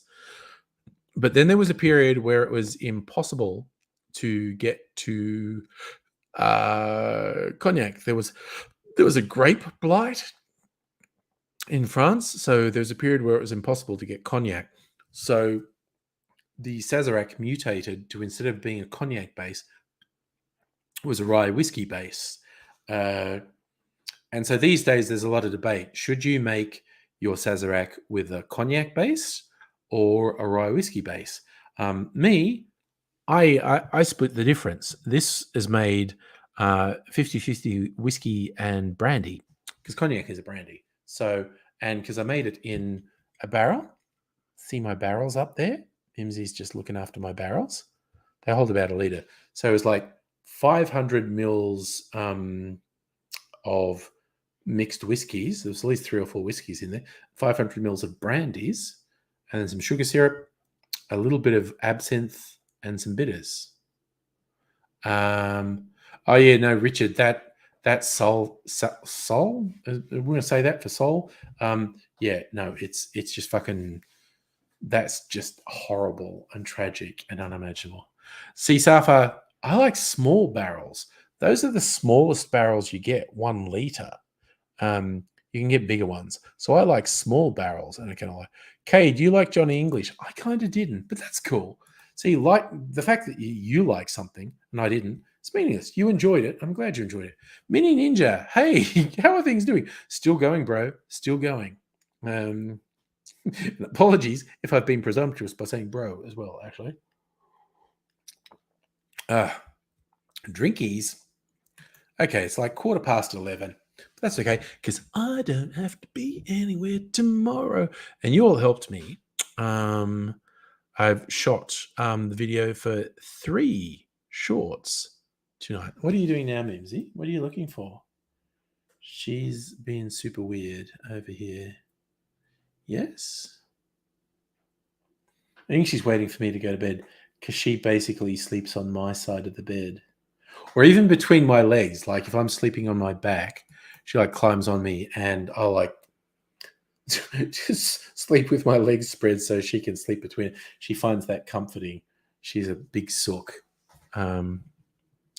Safa, dude, fucking 100%, bro.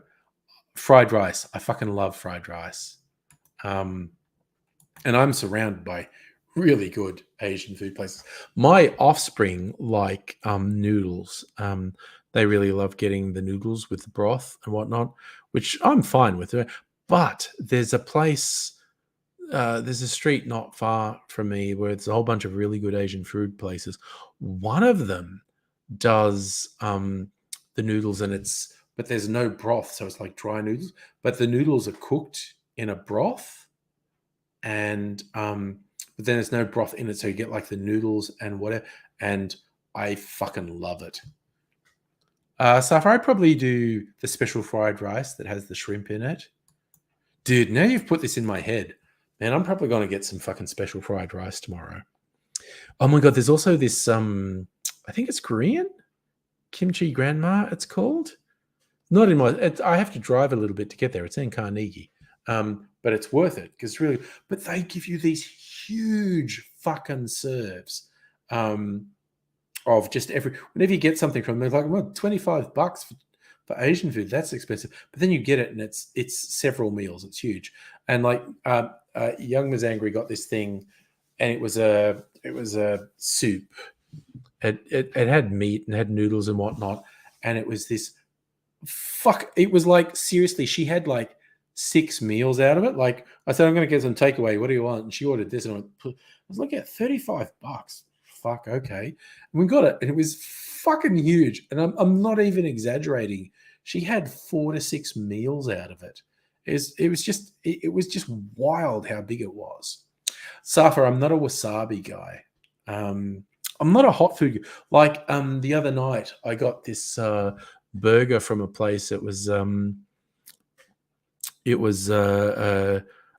God, brisket. That's right. I was thinking, what do they call that meat? It was a brisket burger, and the description said it had a jalapeno onion jam in it.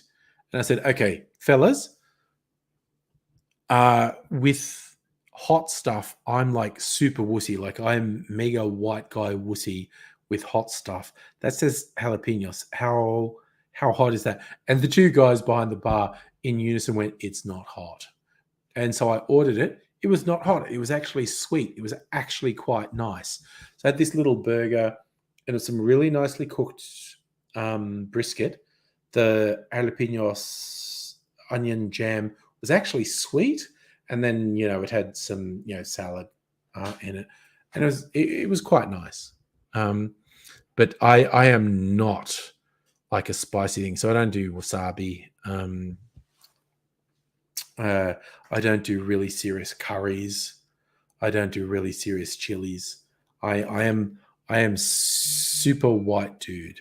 Wow, what my phone? Oh, ding. What's it saying? Okay, that's just Abigail saying goodnight to the stream. Which is fine. Okay, so we're hanging. We're hanging with just me and Bimsy. What are we? Bimsy, how long are we going to keep the stream going? Yeah? Oh, she's going to jump on. No, don't. Oh, she's jumping on my lap again. And her claws are going to fucking dig into me. God damn it. Okay, it's 11. We might go to bed before midnight. But I'm pacing myself. This is actually pretty potent. Oh, so this is one of those cocktails. My favorite cocktails are all booze. So this is a blend of whiskeys, brandies. It's a little bit of, okay, it's got sugar syrup in it. It's got a little bit of sugar syrup in it. So it's got something that's not booze in it. Splash of vodka. No, so why did I say vodka? Fuck vodka. Splash of absinthe in it. And bitters. And bitters are quite alcoholic. And this, my friends, is a really good quality beverage. So, and because it's been barrel aged, it's picked up just a little bit of smokiness from the barrel. God, now I'm slightly tempted to smoke it. I've got a smoker here somewhere. What's my shirt doing here? Go over there, shirt. About to say, because if I start getting my smoker out, I might set that shirt on fire. Okay. Should I like keep going for a while? Because I think now I kind of want to do a smoked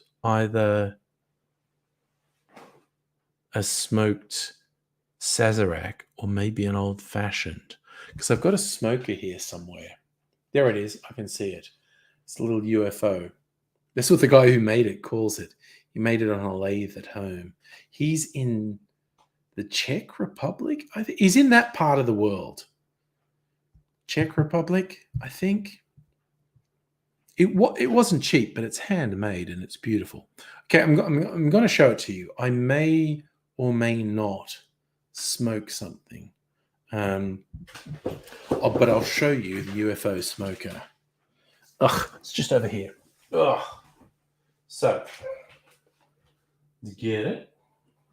All right. So, I'll show you the two things I got. So. Dun, dun, dun, dun, dun, dun, dun. Arcade, Simpsons, Family Guy, South Park. First 10 seasons of The Simpsons, hands down. Okay, so this is handmade by a dude. See why he calls it a UFO smoker? Looks like a classic UFO. So, in there, oh shit, sorry. There's still some stuff from the last time I used it. Just excuse me for a second. I'm going to tip that in the bin. God, I probably don't even have to put it in. Oh, I probably don't even have to put it in the bin. Because there's unburnt wood. Fuck it. Okay, I'm coming back. So, I'll explain how it works to you. So this is handmade on a lathe and just lovingly rubbed with oils as wood. So, okay. So in there's little wood chips in there. There's a metal grill in there. And see, this is important. This hole, you put the wood chips in here. You sit this on a glass like this. And you get your blowtorch on and go, and it smokes, and it draws the smoke down and sort of out through this little hole. So you get smoky flavors on your drink. I now feel like I really want to do that because I haven't done it for a while. Okay. Time to put some thought in because I am right at the limit of where I can stay coherent. I'll be completely honest with you. I need to get a shot glass. I want to try my new make spirit that's in a barrel there. So, what are you doing, Mimsy? Don't get under my feet. Mimsy is off camera doing weird shit, wandering around my feet. All right, just got to get a shot glass, which is just here. Now, you can't go out there, Mimsy. That's all shut off. You can go out the sliding door. There's nowhere to really go from there. Because Mrs. Angry shut the bedroom door. Because she doesn't want my noise keeping her awake. Okay, so. Barrels. One barrel's empty. This should be the spirit. No, that's it there. 25 of the 8th. So I put this in the barrel, if I haven't messed it up, at the end of August. So this has been in a barrel for 2 months. Moonshine. Ooh, there's a little pop there. It's been for a minute. Okay, I'm just going to have a little taste. Been barrel aging my moonshine for 2 months at this point. Got to taste what it's like, and if my original thought was I'd leave it for at least 3 months. Ooh, there's a few bits of char in there, because the interior of the barrel is charred, so little bits of burnt wood will come off. I didn't bother to strain that, so there's tiny little bits of burnt wood in my shot glass.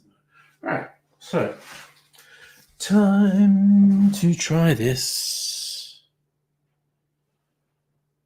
So this was completely clear when I put it in. Moonshine. Gonna try a little bit of it. See what it tastes like. Ooh, it smells great. It's got like a floral honey smell. It just smells really pleasant. All right. Time to taste.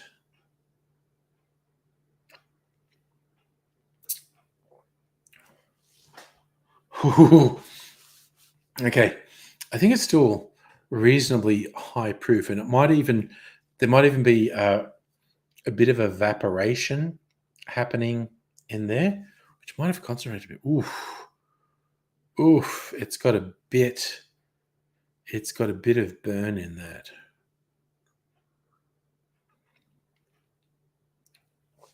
What does that taste like? Oof.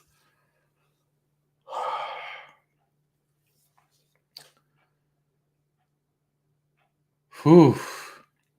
All right, I think I'm leaving it there a bit longer. What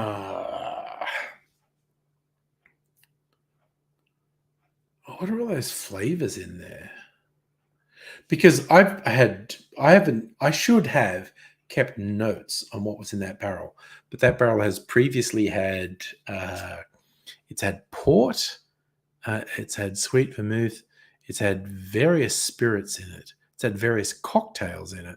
So a whole bunch of different flavors have soaked into the wood in the barrel. And so then when I put the new make spirit in there, which is an unaged sort of proto whiskey, is it's absorbed flavor out of the wood. Some of it is like the oak flavor out of the wood, but some of it is the flavor of the previous drinks that were in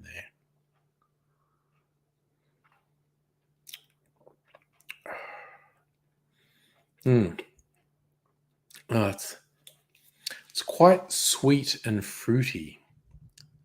Nice. It's nice.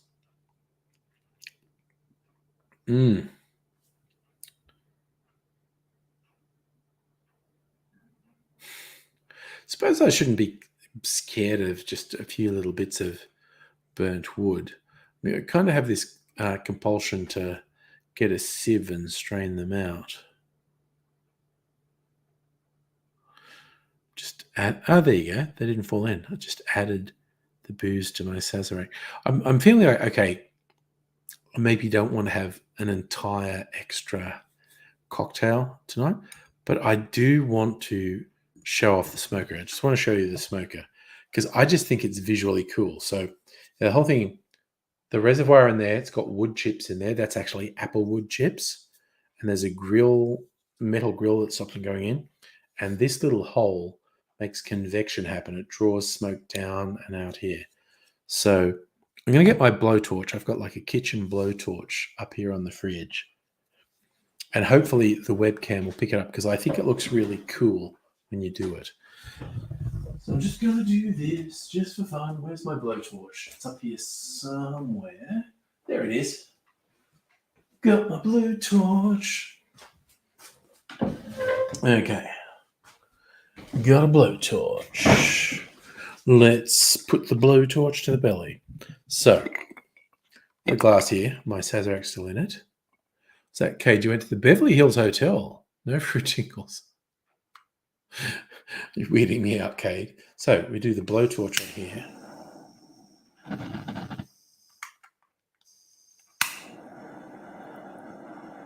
Burn, burn, burn.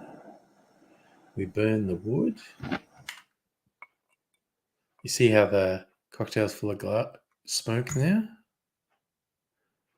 Yes, Safa, science is cool. Look at that. That's fucking cool. And that just adds a whole... Can even like blow some smoke out. There's a smoke alarm in here that's going to go off.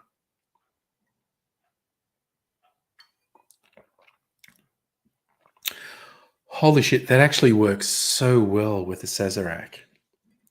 Just those smoky elements. Oh, so yum. But also just visually quite cool. The smoke thing is quite cool.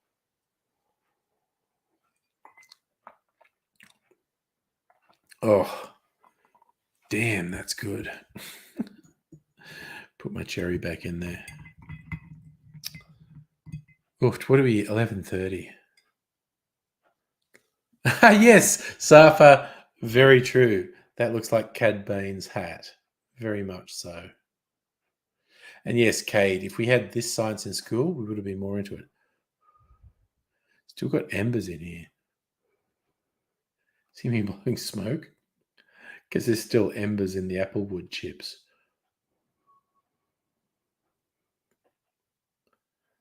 So now the whole kitchen's just going to smell like smoke.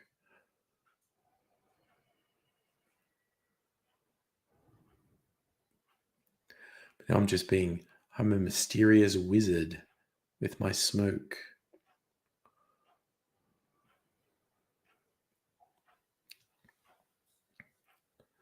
Making a lot of smoke. See, I've still got shit heaps. This is when I bought this. This is a guy I met through a Facebook group. He's making these, and I got the actual smoker and this thing of applewood chips. I've hardly used any of them. What are you doing, Mimsy? Come up the top where people can see you. Mimsy's at a lower rung on her cat tree, wanting some attention. Yes. So from high on, just she says still a bit more. Trying to get it to go out, and it's like there's just burning embers in here. So now the whole kitchen's, well, fortunately I'm the only one up, so no one's going to complain. But the whole kitchen smells like smoke.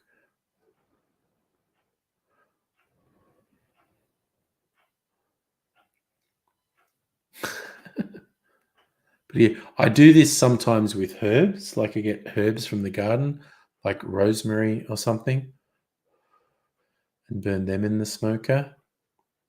So you get rosemary infused cocktails. But basically, anything that burns works in this. Very cleverly made. It works best for super boozy cocktails like a Sazerac or an old-fashioned.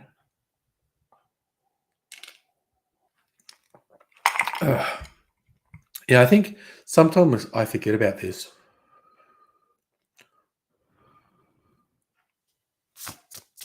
For months at a time.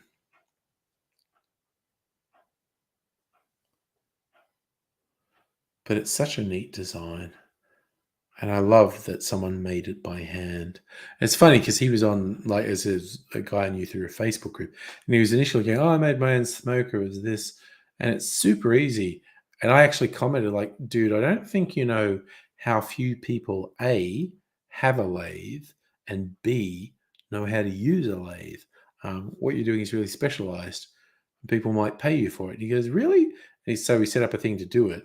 People started buying it. And because I was one of the early ones who encouraged him, I decided to buy it. And there are definitely cheaper ones on the market, but I just love that this dude handmade it. And, you know, just got a beautiful piece of wood and then rubbed oil into it to get this beautiful texture on it. And it's just overall really cool. So that's just a fun thing. All right. I feel like, wow. All right. I have finished my beverage, and we've gone quite late for a Monday night, but I do have a holiday tomorrow, so I can sleep in. So I might retire for this evening. I think that's a good note to finish on. I just have a little bit of organizing to do here. Got my maraschino cherry. Well, Safi, you might see me tomorrow night. I mean, no promises, because I might not be up for it.